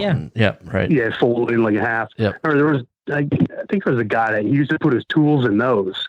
Right. That way he could, and that was basically his toolbox or tool bag. Yeah. Basically. So that was kind of smart. They had such a mess on, and the chargers were so much bigger back then too. Oh God. You know what I mean? Your power supply, big chargers, big tackle boxes. Oh yeah, the five battery packs. The power supplies. I remember going with, my mom would come race with me, and she loved motors and batteries and charging. She would like to cycle batteries. She would, open up the motors, cut the comm. Wow. And she was like my Mike Reedy, and she loved it. And that was awesome. She would make sure to have the big power supply, and we had a turbo matcher. She wanted to like match batteries and like try it. Someone told her, hey, you could, you can match batteries, and pretty soon it was just like, oh, we got to do that. And that was the part of it that I couldn't care less about. Like, I hated the batteries and the motors. I like to just build them, put them in the car, and I was happy with that. And I was into the cars and the tires and all that, but I guess it was kind of a good thing. That was a good match, and she was good at that. Huh. Yeah. I pretty much just raced there was a couple tracks that ran mod, but for the most part, everything was like handout motors or like club races or like club tracks. You'd buy at the beginning of the season, you'd motor, and you'd put it in your car, you'd race, you'd take it out, you give it to the race director, and he took it with him. So you couldn't really mess with them. You could change brushes and springs and stuff. So the one guy that used to take me to a lot of races, he had one of the Tekin dynos. So I would get my motor and give it to him, and he'd dyno it, and he'd try, different brushes and springs and whatnot, and try to get the most out of it. And here you go, Jay. All right. So I didn't really have anything to do other than just cleaning it, but next week, you come up go to the track, you find your number and the number on their your motor case, and take it, go back to the pits, clean it up, put it in, and oil it up, and you're good to go for the night. So that's why, like, most of I had like mod motor, maybe 2 mod motors, because I didn't really race mod that much. There was one track that ran mod around here. Everything else was like more of like a club race deal. So it was all just like handout stock motors. So I have tons of stock motors, the old stock motors with the numbers engraved on the cans and and that kind of stuff. The handouts, right? Yeah. But I never really had too many mods. Mostly was stock racing for me. Even in pan car and stuff, basically mainly stock racing. Gotti, do you want to go into some of the questions there? I know we got a few questions. Yeah. Actually, what's kind of cool I noticed is they're kind of serious questions. Like sometimes we get like like the fun questions or the guys Right. kind of screwing around. But there's actually some serious good questions I noticed. Yeah. Hey, Jason. We'll see how seriously I answer them. Yeah. Mom Rona there must be a little disappointed though when lipos and brushless came around, huh? Yeah, she's got to be like, what's this shit? Like, what happened to my matcher? Where's my power supply? Right? Is that what she thinks when she goes to these races? Jeez. What is this, an RTR hobby now? It is. Lipos are. Jason, you're broken up there a little bit. Can you hear me? Yeah, there we go. Okay. Not that I spent a whole lot of time, cutting comms and all that kind of stuff during race days, but the lipos and the brushless and stuff, it does free you up a lot more at the track. And I only go to the vintage nats anymore. I don't really have time to race anymore. But I, do my best to make it to the vintage race every year. Mm-hmm. But you can just, other than if you're just working on, changing some shock setups or something like that, oils or pistons or whatever, you don't got to be spending all kinds of time with batteries and messing around with motors and that kind of stuff. Yeah. So I think that's a nice thing. Yeah. I mean, one of the things we've talked about over time is, I know I've thought about it, it's like, man, how much more practice I would have gotten with that equipment, because it was like, you'd run, a few times and then have to do some maintenance. And whereas, now you would just be burning through I would have been, Saturday was our big practice day at Lake Park. And it was like, you were limited by really your equipment being beat up and needed to redo. But yeah, now you would just, we would be putting some major time in. Yeah. This question comes in from Ronaldo Vega. What vintage RC car do you wish you had? I don't know. The 87 Joel Johnson Worlds car. Well, if it's just like something, I'm gonna look at his question being maybe like a production type, like what something I could go buy maybe. It would probably be a bruiser, actually. What was that? I never had a bruiser, and I always thought they were neat. Yeah. I could never bring myself to spend that kind of money on it. Yeah, that thing was ultra expensive back then, right? Yeah. I tried to get it. I got denied. I'll spend all kinds of money building a freaking RC10, but for some reason I won't spend $600 or $700 on a bruiser. Because it's like that one. It's one of the things where I would, after I bought it, I would probably regret buying it. Uh-huh. But I do kind of want one. Mm-hmm. That would probably be the answer to that, bruiser or Mountaineer. One of those. Okay. This comes in from Almond McLean. Favorite build? That's tough.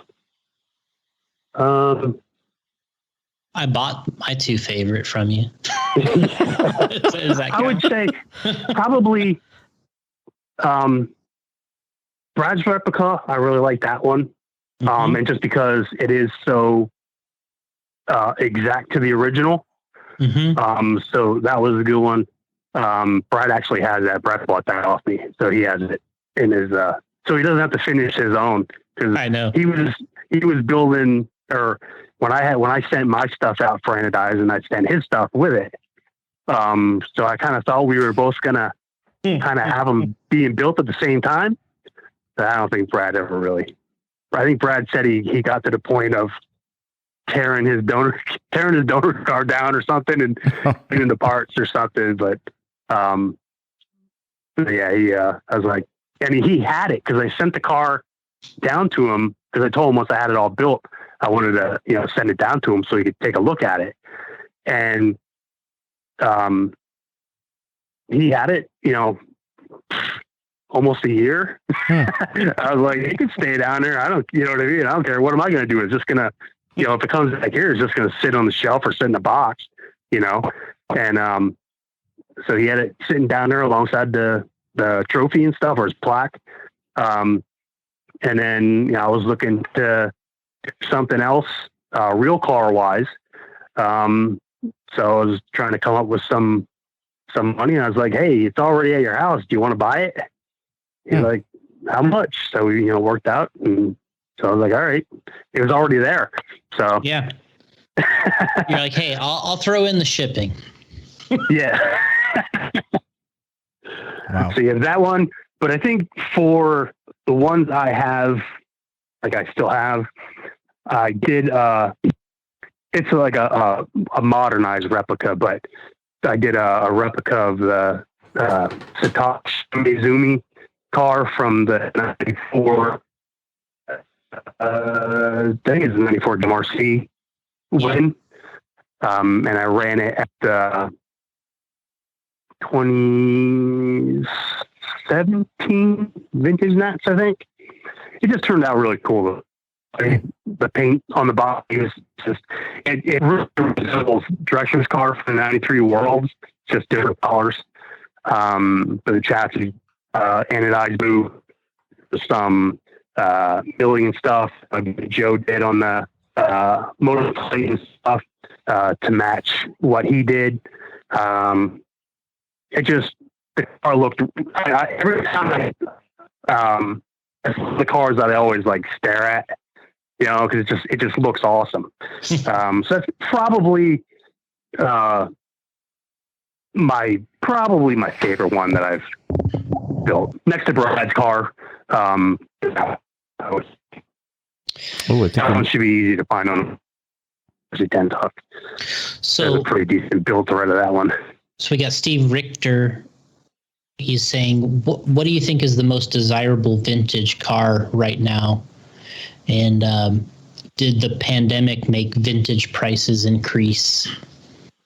Well, I'll go with the price increase stuff. I'm kind of at a point where I basically have like everything I want. So I don't really cruise eBay as much as I used to. Mm-hmm. So I'm not really bidding against people for stuff. I'm really seeing like a lot of auction end price. Did we lose him, Jason? Can you hear me? We're losing you a little bit. See if I can move. Might be the storms down there, man. Can you hear me now? Yeah. Yeah. Okay.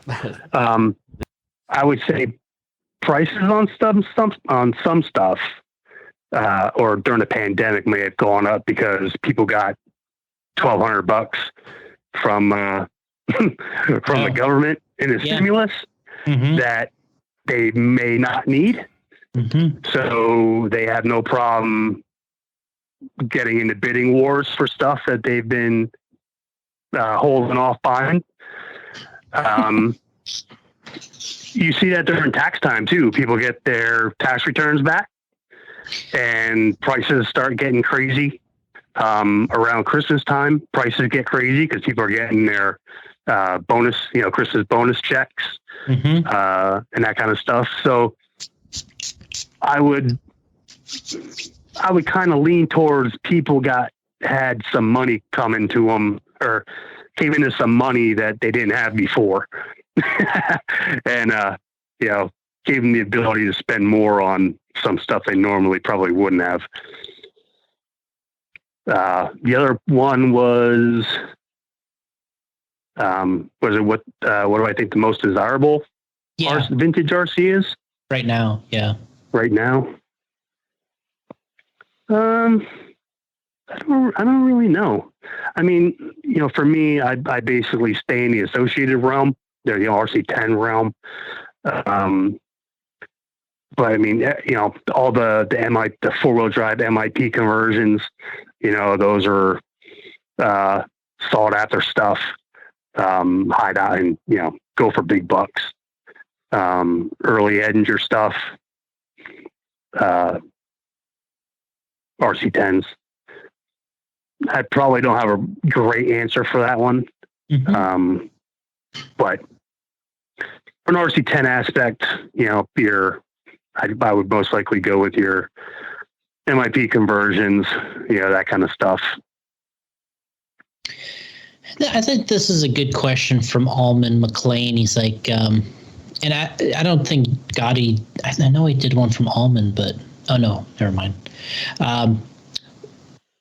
Alman's asking, what could some manufacturers do to entice old schoolers to get newer vehicles? And he's saying, maybe some older theme bodies, more wheel styles. Do you think there's anything out there that would entice old schoolers to get more late model stuff? There was a conversation on before durable.com got hacked a couple years ago. Guys were talking about, what's it going to take to get some of these older drivers back out, and start racing again. And when I started racing, there's really only a couple like purpose oval cars, mainly custom work stuff. And you had there was a bagger, stuff like that, but it was mainly all converted RC10s. Yeah. You'd take the shock tower, you'd cut like 5/8 of an inch off the back shock tower, drop it down, put the 71s on the back, and you buy a pair of 56s to put on the front. An Andy's body mount, and the Andy's or RPM or JG, whatever, body mount for the back, and a set of foam tires and a modified body, and you're racing. But they were fairly simple cars. There wasn't you could change your caster blocks and that kind of stuff, but they were fairly simple. And today's dirt oval cars are really crazy, with the amount of adjustment and so many different tire compounds. Like we had yellow, green, and blue foam. That's what we had. If you're running on asphalt, basketball court or something, you put blues on it. If you're running on dirt, you run green or yellow, depending on the traction level. And then eventually it came in like the gas foams with the silver and gold compounds and stuff. But now it's like there's 20 different foam compounds, and it's not cheap. I mean, it wasn't necessarily cheap back then when you had to buy 5 or 6 battery packs and they're $50 some a piece, yeah. And this and that and everything else. But the cars were fairly simple, and I kind of, a couple of times I thought about, buying something and was like, man, I'm really going to have to put a lot of time in to understanding this car, finding a setup. And then, like I said, with the electronics and stuff, unless it's a blinky class or something like that, but understanding all the stuff these new radios can do, the speed controls and all that kind of stuff, it was kind of a deterrent to me. And so guys were asking, well, what's it going to take to get some of these older guys back to racing? And I was like, well, you guys nobody offers anything in like not a spec thing, but kind of like an entry level kind of deal, right? So they started, I think it was Bumps and Jumps. They started building B4 street stocks. So you'd get, buy a B4 kit. Somebody made a front bumper and a rear body mount, and you used the McAllister Camaro body. And I think you had to run the customer street track tires. And you could and there's only 2 compounds, so you only needed, 2 sets of tires. So it was a way to keep the cost down. And I think you had to start with the RTR B4. So you could run whatever radio you wanted, but you had to run, that speed control and motor.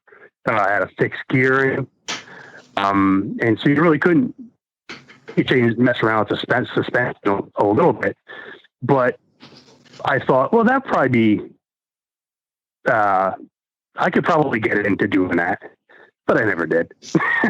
So even when they came out with a way to get, older guys in and something for younger kids to get into the sport, I still didn't do it.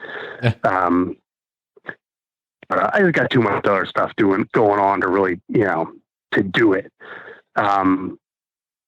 The Traxxas Mud Boss, those are pretty cool with the Traxxas Slash with the modified body. I've been threatening to build one of those for a while, so that might get me back into weekly race. But I think I'm past the getting into real weekly racing for me anyway. Yeah. So I think there are things out there for older guys to get, or older guys, but people that maybe don't want to put the commitment into like really high dollar stuff, spending a lot of money and, really needing to understand the car. They just want to be able to, plop something down on the track and just, have fun. I don't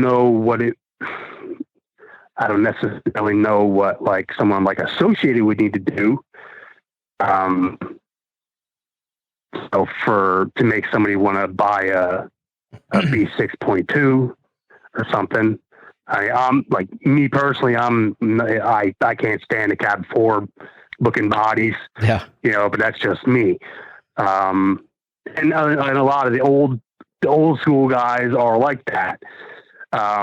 So, maybe if you did, have some older style bodies to put on the newer cars, guys may be more interested in doing it.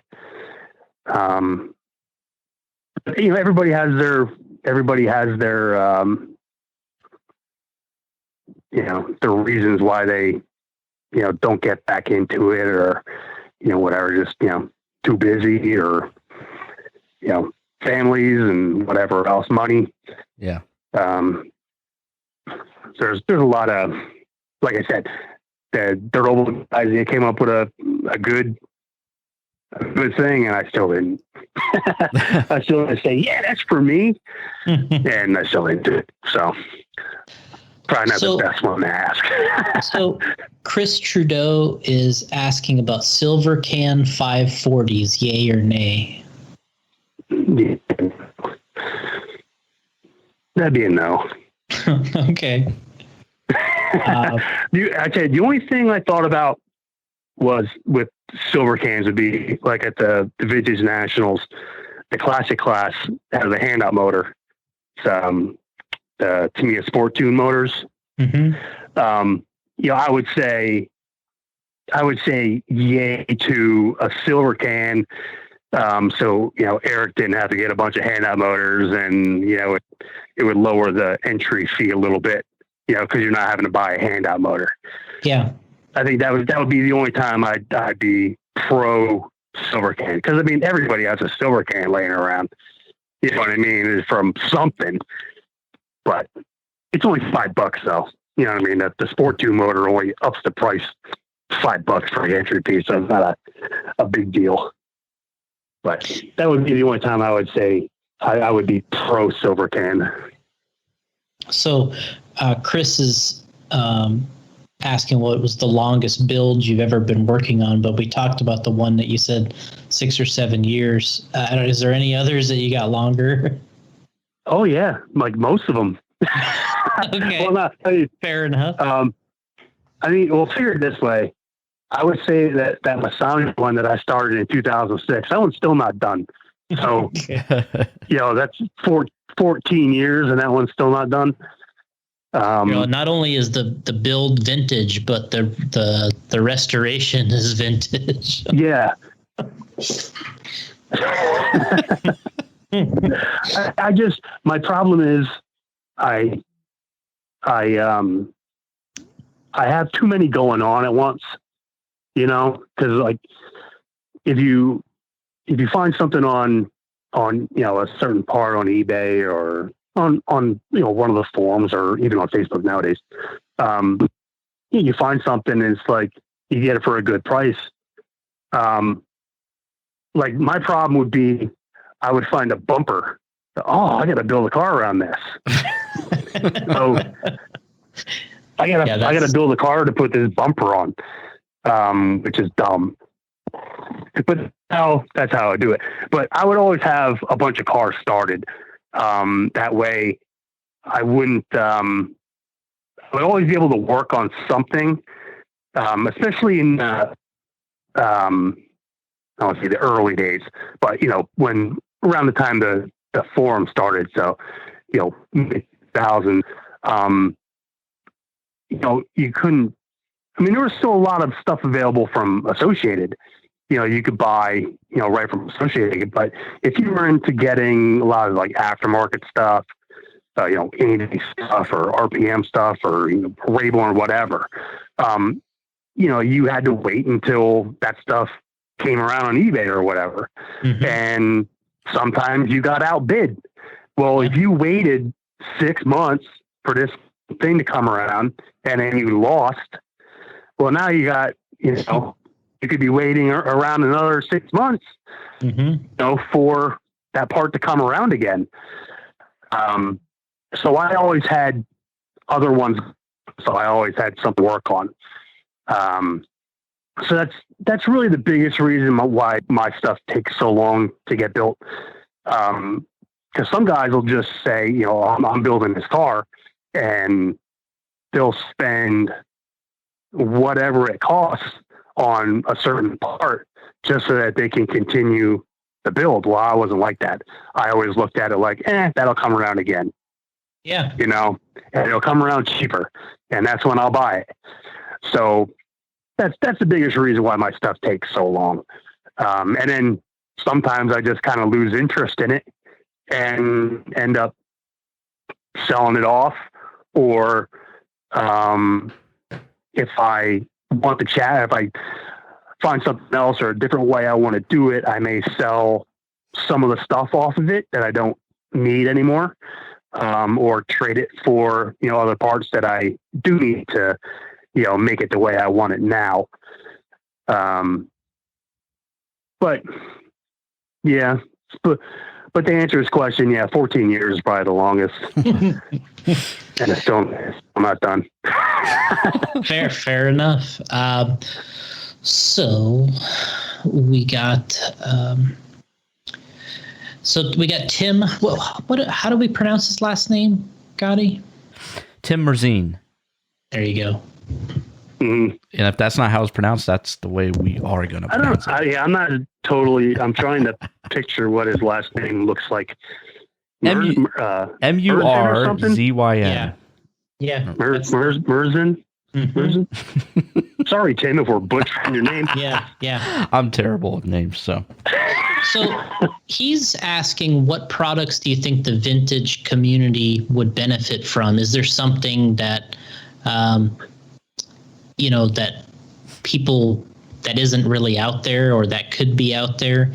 Obviously, there's different ways you can go with this, but I'll go from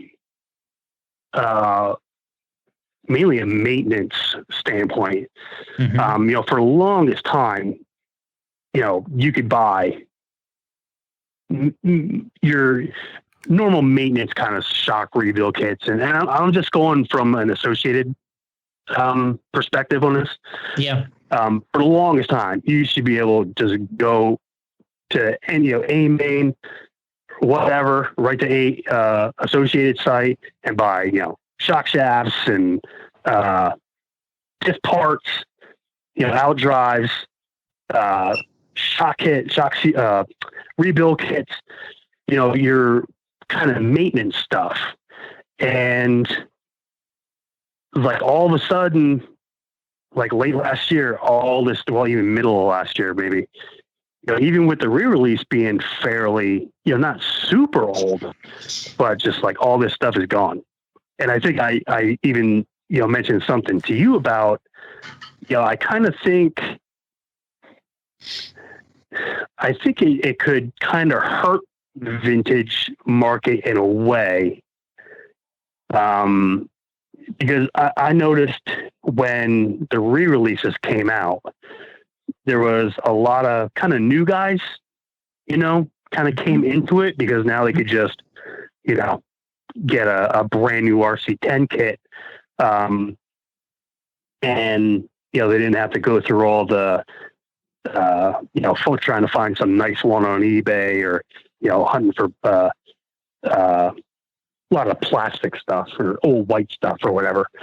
The easy button was there. Yeah. And now that I kind of worry that, and even once the re-release, like the novelty of it kind of wore off,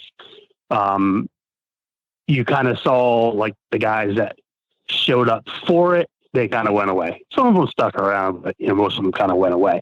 Mm-hmm. And now the stuff that, a lot of the guys that are going to continue in it, you're taking a lot of the maintenance stuff away. I mean, there's ways to find the stuff or use, other stuff to kind of do what you need to do. But I think you're going to deter a lot of the guys that want it easy. You know what I mean? Like the ones that don't want to really put the time in to have the old stuff. Just like, I know that I've seen, guys complain about, I think someone was complaining about one of the track layouts at one of the vintage races. And he said, those jumps are too big, or, I'm going to be breaking my car and stuff. And I was like, okay, well, you don't got to attempt a triple. Yeah. You know what I mean? Single it. Yeah. If you got backup parts, then you triple it. Mm-hmm. So, I mean, you don't got to, beat the hell out of your car. And it's not, I mean, it's called the Vintage Nationals, but it's not, you know what I mean? It's more of a get together, with a race involved. Yeah. Yeah, it's a group activity, and there's also a little race going on to keep you entertained and interested. Yeah, I mean, I'm a competitor. I mean, not that I don't race all the time anymore, but I still have that competitive, nature. When I'm up, when I'm there, I mean, I want to do good, but I pretty much know I know where my limits in off-road driving are, since I don't really do it. Just try and make laps and, not be in a pipe all the time and keep it on all fours, and, whatever I get. Yeah. But I would say it'd be nice to have more maintenance, stuff for maintenance. And like Dynotech Racing, he makes outdrives now. So I mean, there is places where you can get the stuff, but and I would assume some of the diff stuff will probably be around for a while. Like the T-bolts and, thrust bearings and all that kind of stuff. It's like the Stealth. That stuff should be around for a little while, but eventually it's going to be, you're going to be scrounging for that kind of stuff too. So that kind of sucks. So I think not be even ball studs, not being able to get, or buy, the old style, 440 ball studs. Yeah. Stuff like that is going to deter some people, I think. But like for me, I'll look at like in around the time the Vintage Nat started, it was 2008. Wheels were super hard to find, like B3 wheels, basically 2.2 wheels to run, modern tires on the old cars. And the wheels were super hard to find. So, we were coming up with ways to run B4 wheels on the old cars. Mm-hmm. Low C it was fairly easy because of the offsets were pretty close.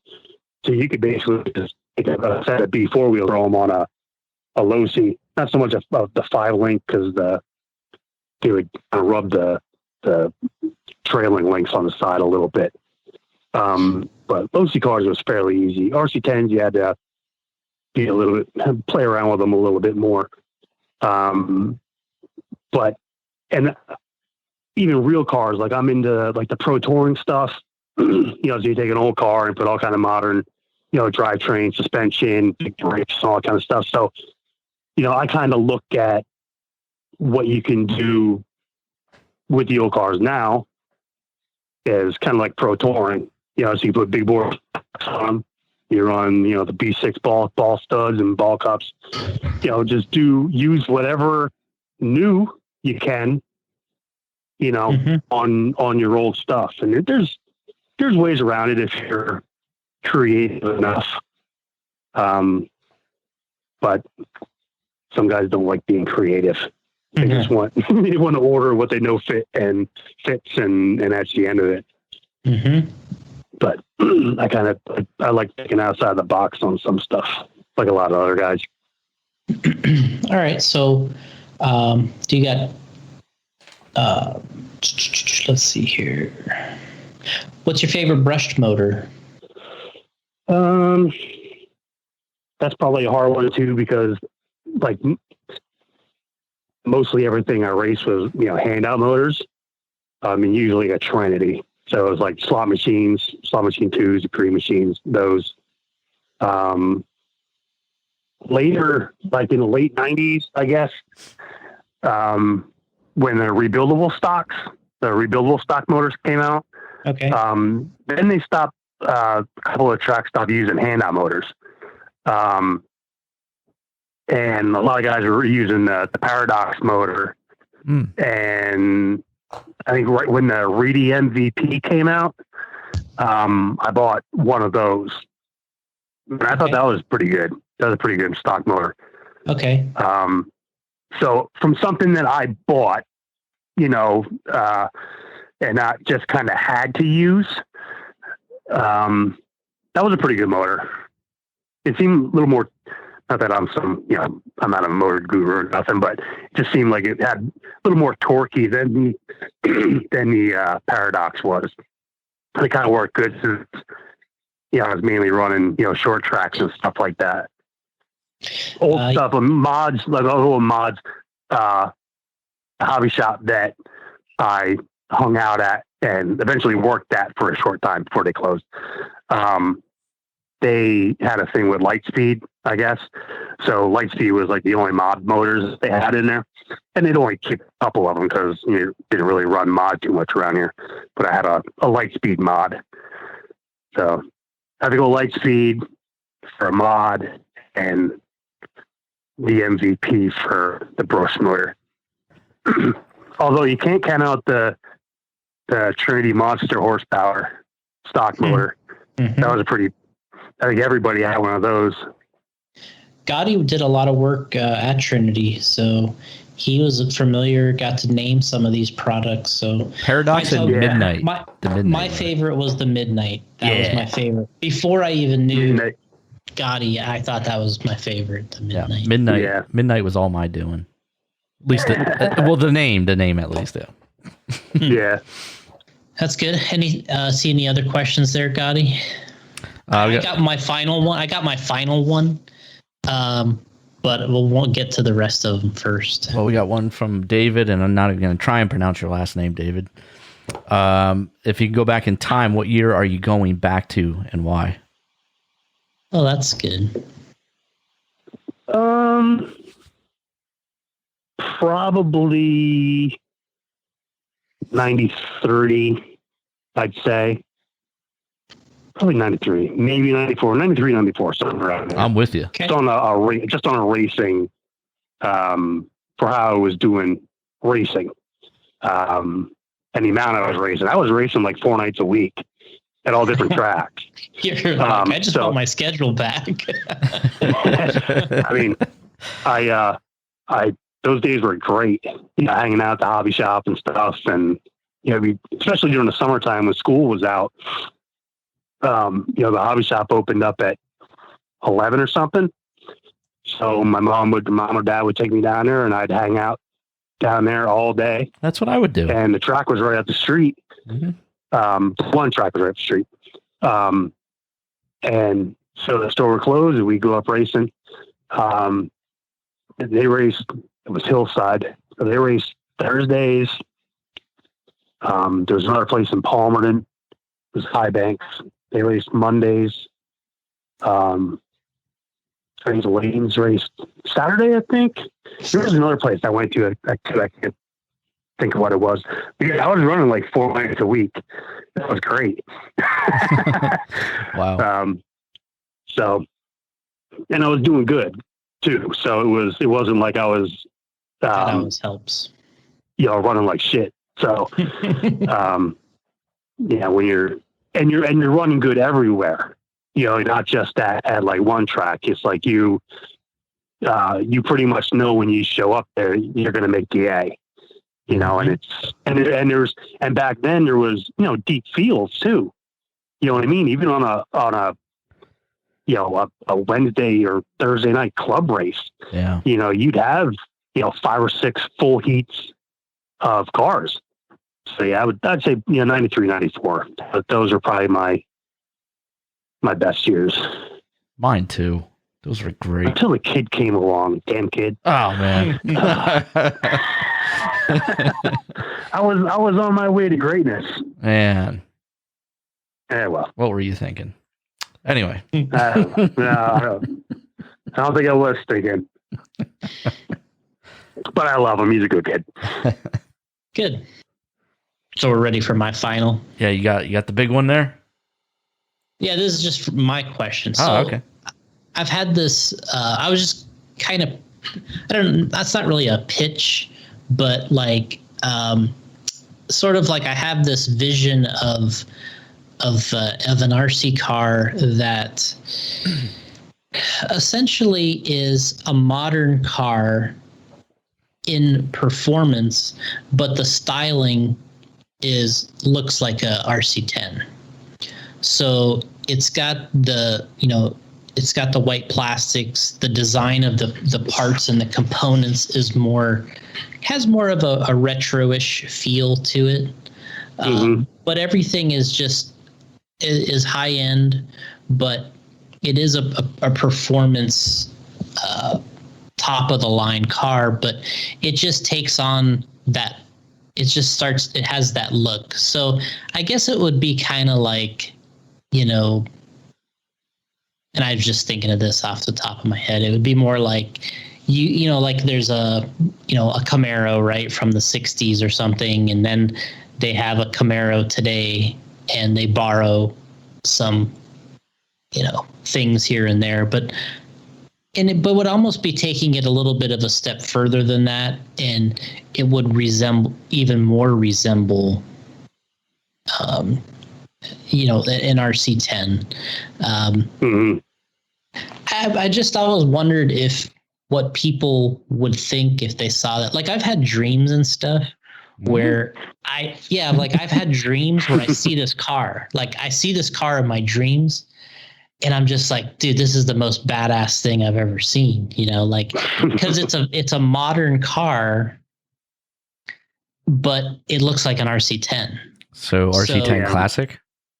No. It has the, the suspension, the geometry of a current car.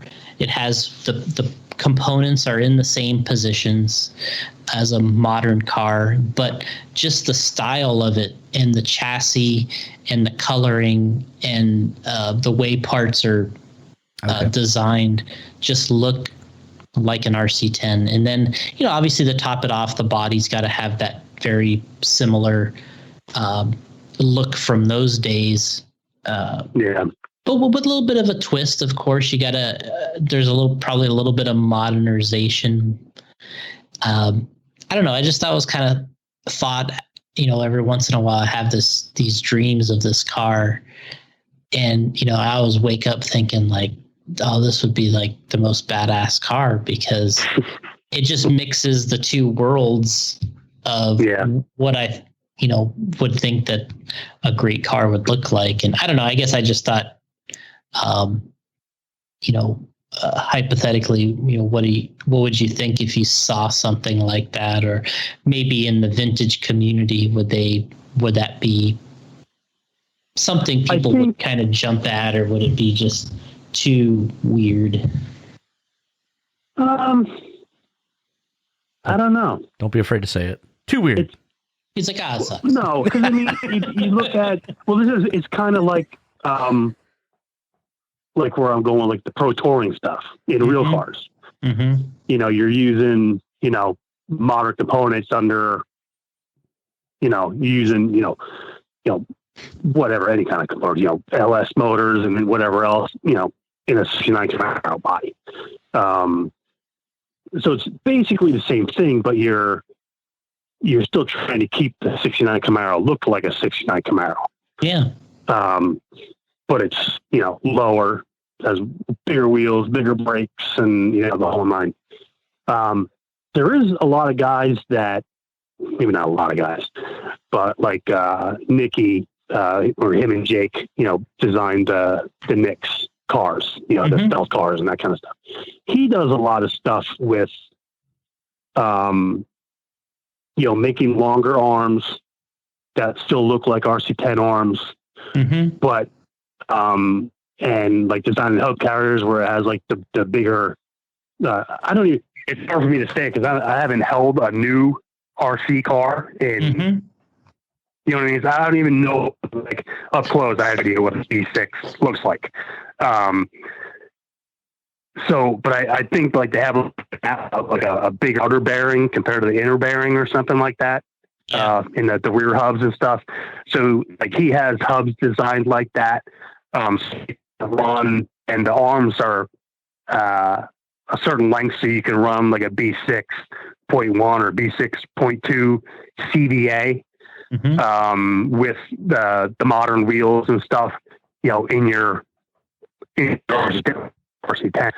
Same with the front arms and stuff. So I know that's not exactly what you kind of mean. You're looking at kind of making it. I mean, that's making it's a way of making new parts work on the old car, but for the most part, it really still looks like an old car or like the old car, where you're kind of going for, you want it to look more new car, but it's kind of styled like an old car. Yeah. This would probably be one of those, would it help? It would kind of go back to, would that help get people, older guys, the racing, if they could buy a B6.2 that looked like their gold pan? Yeah. You know what I mean? Or their championship edition car? I don't know. Yeah. I really don't. Yeah, I mean, I've had these dreams, and you see it. Things are always look badass sometimes in your dreams, and you're just like, man, like it's like there it is, it's perfect. That's a pipe dream, Jason. A pipe dream. Yeah. Well, but the thing is, obviously there'd be guys that would be all over it. You know what I mean? So it's not like a far-fetched thing. I mean, when did Associated go back to the aluminum chassis? Was that the B5? The B5M. That started with the aluminum chassis again. Yeah. I mean, hey, they had an opportunity to come out with a gold chassis and a bunch of white plastic parts. You know what I mean? Yeah, they did. They could have did something like that, or even if they want to do that as a limited edition, I mean, they got the molds, make it white. Yeah. They probably would have sold a bunch of those. And that's kind of what you're looking at, or what you're talking about. Yeah. And, and I would take it like a step further, and it wouldn't be the same car as a B6.2. It would be a whole nother vehicle. Oh, okay. And, but that is partly what I'm saying is you could make that car into a, to kind of give a nod to the old vehicle. You could have it gold. You could make the parts out of white material, and do different things to make it look. And you could make it as a limited edition, like you said. That would be something they probably could do without a ton of additional cost. For me, it's almost like because obviously I'm not associated, but I like the car. So it'd be very strange for me to work on the project, because I would be basically making like I don't even know what you would call it, because, it's at that point, it's not an RC10, right? Or, it's like, you're just modeling something after something that you like. And, I even see it like, the way the car is constructed, you could probably set it up so that, it has some type of things that look like the nose tubes, and the steering, could be flipped around like it is on the current cars, but, they could be also white bell cranks, and the way that they look could look like the old style ones, but still have all the qualities of a good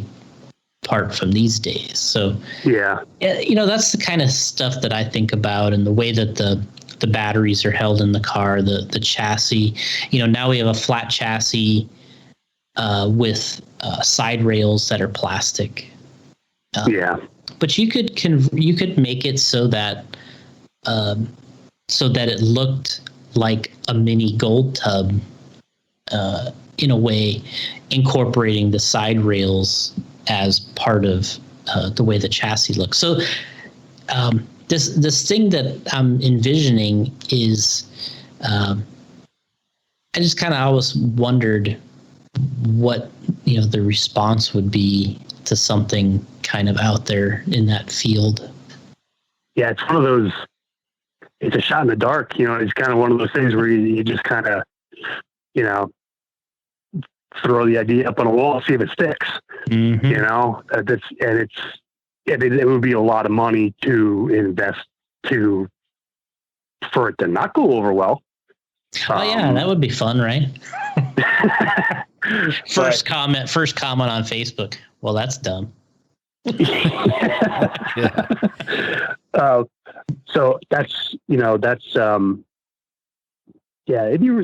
be hard to say. I mean, I know there was guys that said what I said about the B5.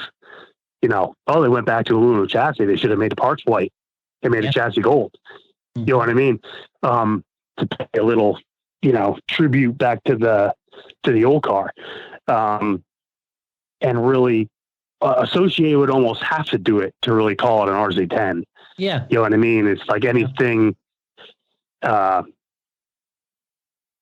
If you did it, it'd be a different car. Or if anybody did it, you'd have to call it, it'd be something else.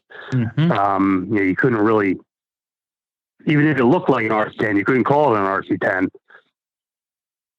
You would just be, it would be this, it would be inspired, this just inspiration type build, which, I guess that stuff exists, but I don't know. That was it. That was my big what if. I mean, you could probably do it, because you can, draw parts up and stuff. And even if it wasn't necessarily a production thing, it probably wouldn't cost, not that I know, but it probably wouldn't cost a ton to do stuff, 3D print. You know what I mean? kind of play around with stuff, make the parts in white, maybe use the geometry and stuff from the, whatever the newest B6 or whatever, but make the arms look like, like the old arms or something like that. Yeah. Kind of design the hub carriers to kind of look like the old one. That kind of stuff. I think that would probably be, a doable thing. And at least you could have something for people to see before you went, totally into it. And it probably, wouldn't cost a ton of money.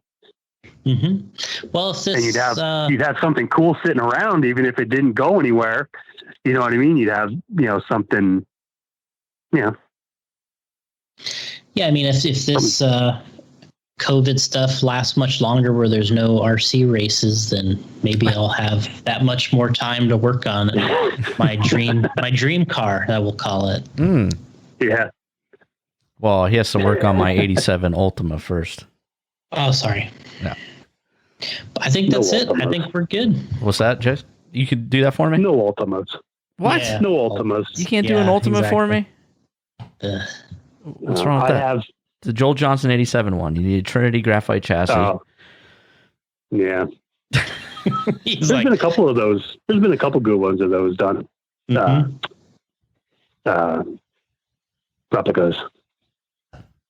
He's like, oh, stop. All right. I look at one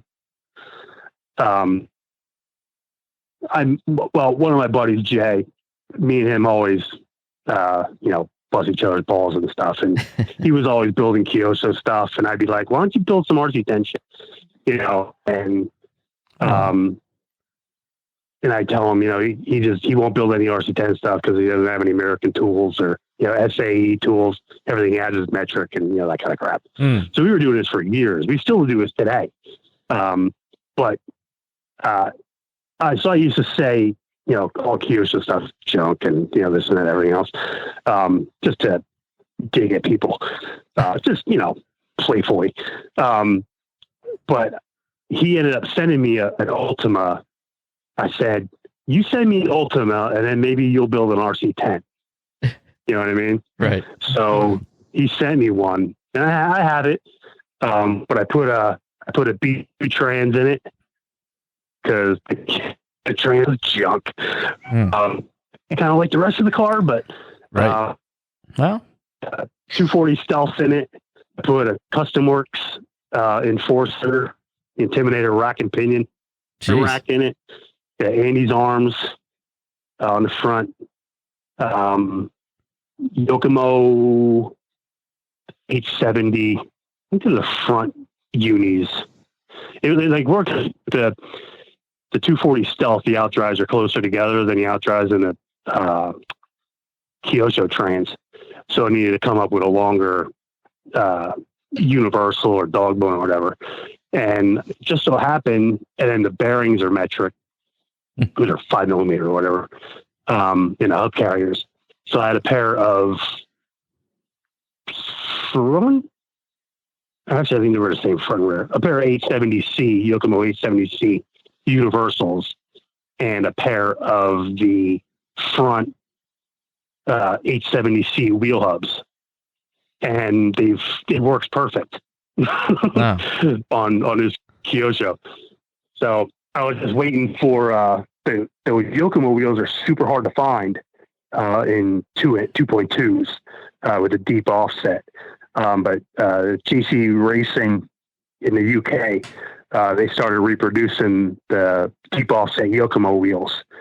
So all I got to do is get some of those, and then maybe I'll actually get to use the car, because that's the biggest reason why I haven't done anything with it. But I figured one of these years I'll run this at the Vintage Nats once I get it all done. I'll see that. I'll run a Kyosho.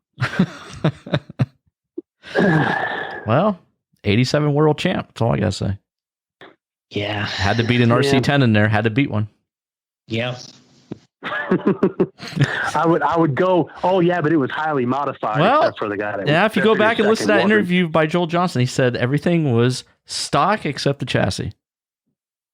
Well, so you can believe what you want to believe there. All I'm getting at is, but the guy that finished second, that one was basically, it looked like, a fairly stock car. So okay. A basically stock one still finished second, even if Joel wouldn't have won, even if Joel's car was hopped up. So I give him that one world. Yeah, we would give him that one. I bet Associated wish they can get that one back, but they can't because my man won it. Your man. Wasn't there something? Wasn't I kind of remember reading something about. I don't remember if it was like an article that Halsey did about what it was, something with the tires or something. Did Kyosho have like a different compound or better tires or something like that? Yeah, I mean, that was one of the big points that Gene made in the DVDs that I was watching, and he said that they had Kyosho brought they brought 3 different tires with 2-inch wheels and like 5 different compounds or something like that. Yeah. Which is something like, we would do now. And he said in the video, he's like, he pretty much just said, hey, kudos to you guys for going that all in on having the right car and the tires and everything. And you kind of put them in their place. And when I watched the race now, I talked about it with Gotti, and the cars look so toyish back then on the track. Mm-hmm. They look, to me, not until about 89, like mid to late 88 and into 89, the cars start looking pretty good to me. But 87-ish, they still look very toyish. And what's crazy is Jay Halsey, I think, still qualified second at that race. Yeah. And when you look at his car, it looks like pretty much the same car that he ran from 2 years earlier. It looks like he's running the same tires and the same dirt on it. Like everything looks very, and he gets the lead. He like hole shots. I think Joel TQ or did the other Chris Moore TQ? I don't remember. He hole shots and he's in the lead in this video, and you're thinking, oh, guy's doing it up, and he just crashes out. Like, a lot of mistakes in the main that I watched, and but yeah, sweet hole shot. He's leading. The guys had to be like, hell yeah, we got this. And then it was like, oh. And then I think Kyosho went 1, 2, 3. Then magic happened. Mm-hmm. Yeah. And I was watching the 4-wheel video, and the Masami's, that Schumacher car, actually looks like crap in the video. Like, it honestly looks like Joel's car in 4-wheel was better than Masami. I'm sure it was. It looks like the guy, I think that got second in 2-wheel, Katsunori Kondo. I think he got second, and it actually looked like his car in 2-wheel, like he was a little faster than Joel, it looked like in the video I saw. But in 4-wheel, it looked like Joel was dialed with that Optima, and Masami, like you watching his car and you're thinking, how did he TQ and win this thing? And but obviously he's got some skills to pay the bills, right? Yeah. But anyway, that's all I got. You got anything else, Gotti? Yeah, we're good. I'm just again looking for that 87 Ultima. So you're gonna be looking a while for that thing. All right. Just email Joel. Yeah, I think he has. Well, when he was at Trinity with me, I was bugging him for it. Well, I think. Oh yeah. Well, he did. Yeah, because he had the car, and then he gave that to Dan. He passed away a couple of years ago. I can't think of his last name. He was on Facebook. I think he gave it to him to restore it. Yeah. And then they gave it back to him. Okay. Yeah. That's probably the photos we were looking at, Jason. Dan Rollins. It was Dan Rollins. That's who did it. Yeah, he passed away a couple of years ago. That's cool. I mean, if Joel has it back, that's amazing. Yeah, that's awesome. Yeah. Man. So, Jason, if you want to give a shout out to anybody out there, and we kind of just do that at the end. Give a shout out to whoever you like, and we're done. Plug the website. Put a bow on it. Yeah, probably shout out to the guys that continue to patron RC 10 Talk, the forum. The Facebook stuff is it's kind of easy, to always see content. The forum, you got to kind of go there. Also, Facebook has kind of taken over on that part. RC10.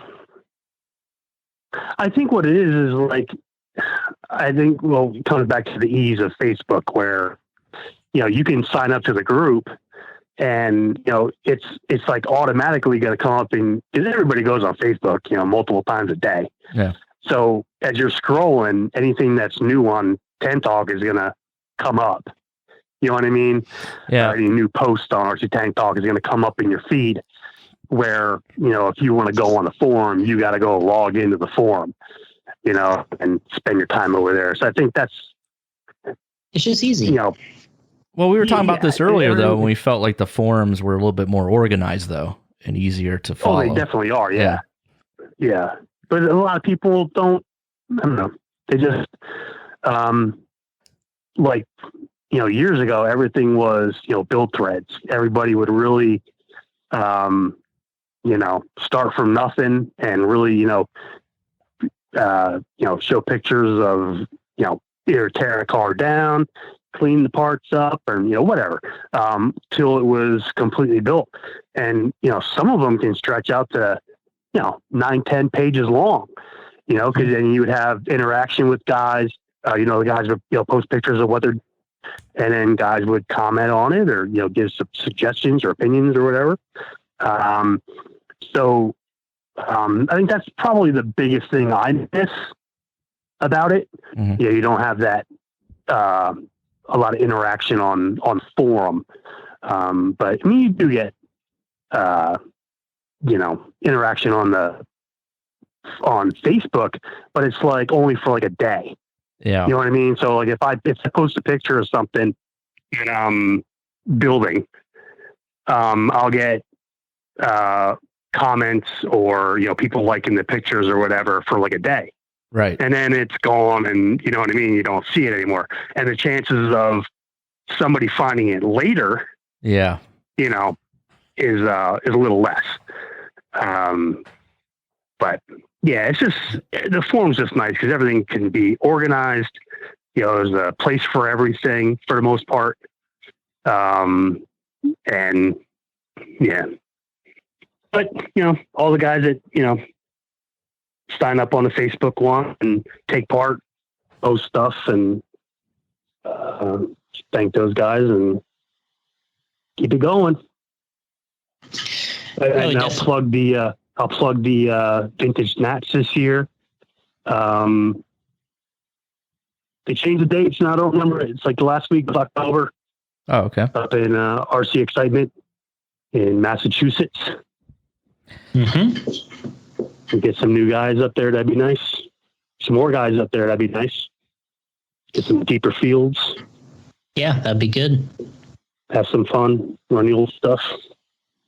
Definitely appreciate you being on the show, and just all the help and support you've given over the years with the vintage stuff, and really making it even more fun for me, even though I like it a lot, and but it's been more fun chatting with you about it and seeing all your builds, so appreciate that as well. Thanks. Yeah, it's good. And Gotti he's just looking for the Autobahn, right? Yep, that's it. All right. Build, so yeah, I appreciate it. 87 RC10. Okay. No. He'll tag you in one. He'll tag you in one. RC10. Tag him in one if one comes for sale on Talk or something, or just whatever pictures of it. Just for tag an Ultima. Yeah. It's fun. Do you want to? Oh yeah, okay. So you want one with a graphite chassis and stuff like a? I want Joel Johnson's car. Yeah. Like the cheater one. What?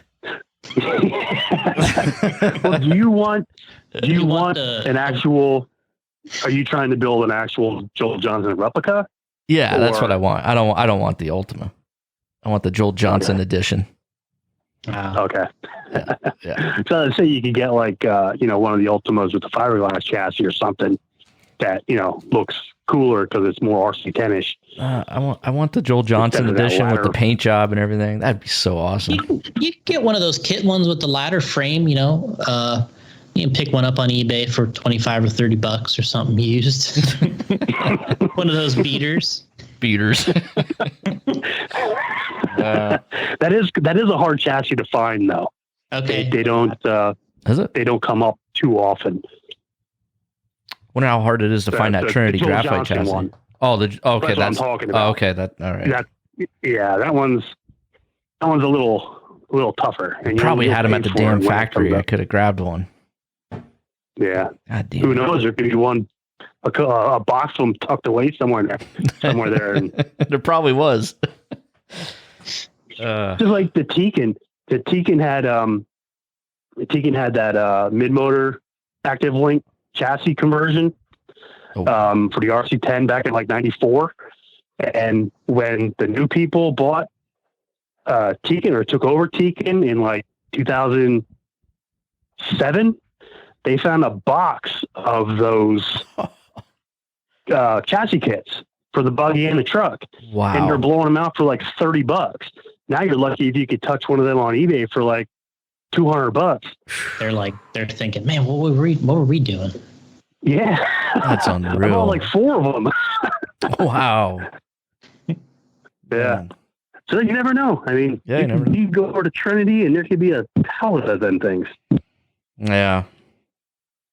Well, they're in Florida now. Jason will have to go check for me. Not in Jersey anymore. Nope, they moved out of there. Yeah. Well, I'll keep an eye out for some stuff, and I might even know some people that can get hooked up with a start. All right. Well, hey, this was awesome. 3+ hours of goodness here, man. Cool. Well, thanks for having me on. Yeah. No, I mean it's been great, and this will be well received. People love, like Gotti always tells me, anytime we get into vintage or 80s, 90s, it's like our most popular stuff. It's the most feedback I hear from on shows. Like anytime we do vintage, I just I get these messages right away. Oh, this part was awesome. That was awesome, and people love it. So yeah, that's cool. Yeah. All right. Well, we'll get with you. And maybe there'll be another vintage conversation we can have in the future. Oh, for sure. Yeah, I'm always up for talking about the old stuff. All right. We'll put you in the Rolodex then, and we need you, we'll call you. Okay. That sounds good. All right, man. Thanks a lot. I appreciate it, Jason. Yeah, thanks. Take it easy. All right. Bye-bye. All right, bye. Damn. I mean, if anybody's ever questioned if we're back, right? Like, haven't lost a step with the long shows. I mean, we're yeah. Remember the old days though, the long shows. That show's too long.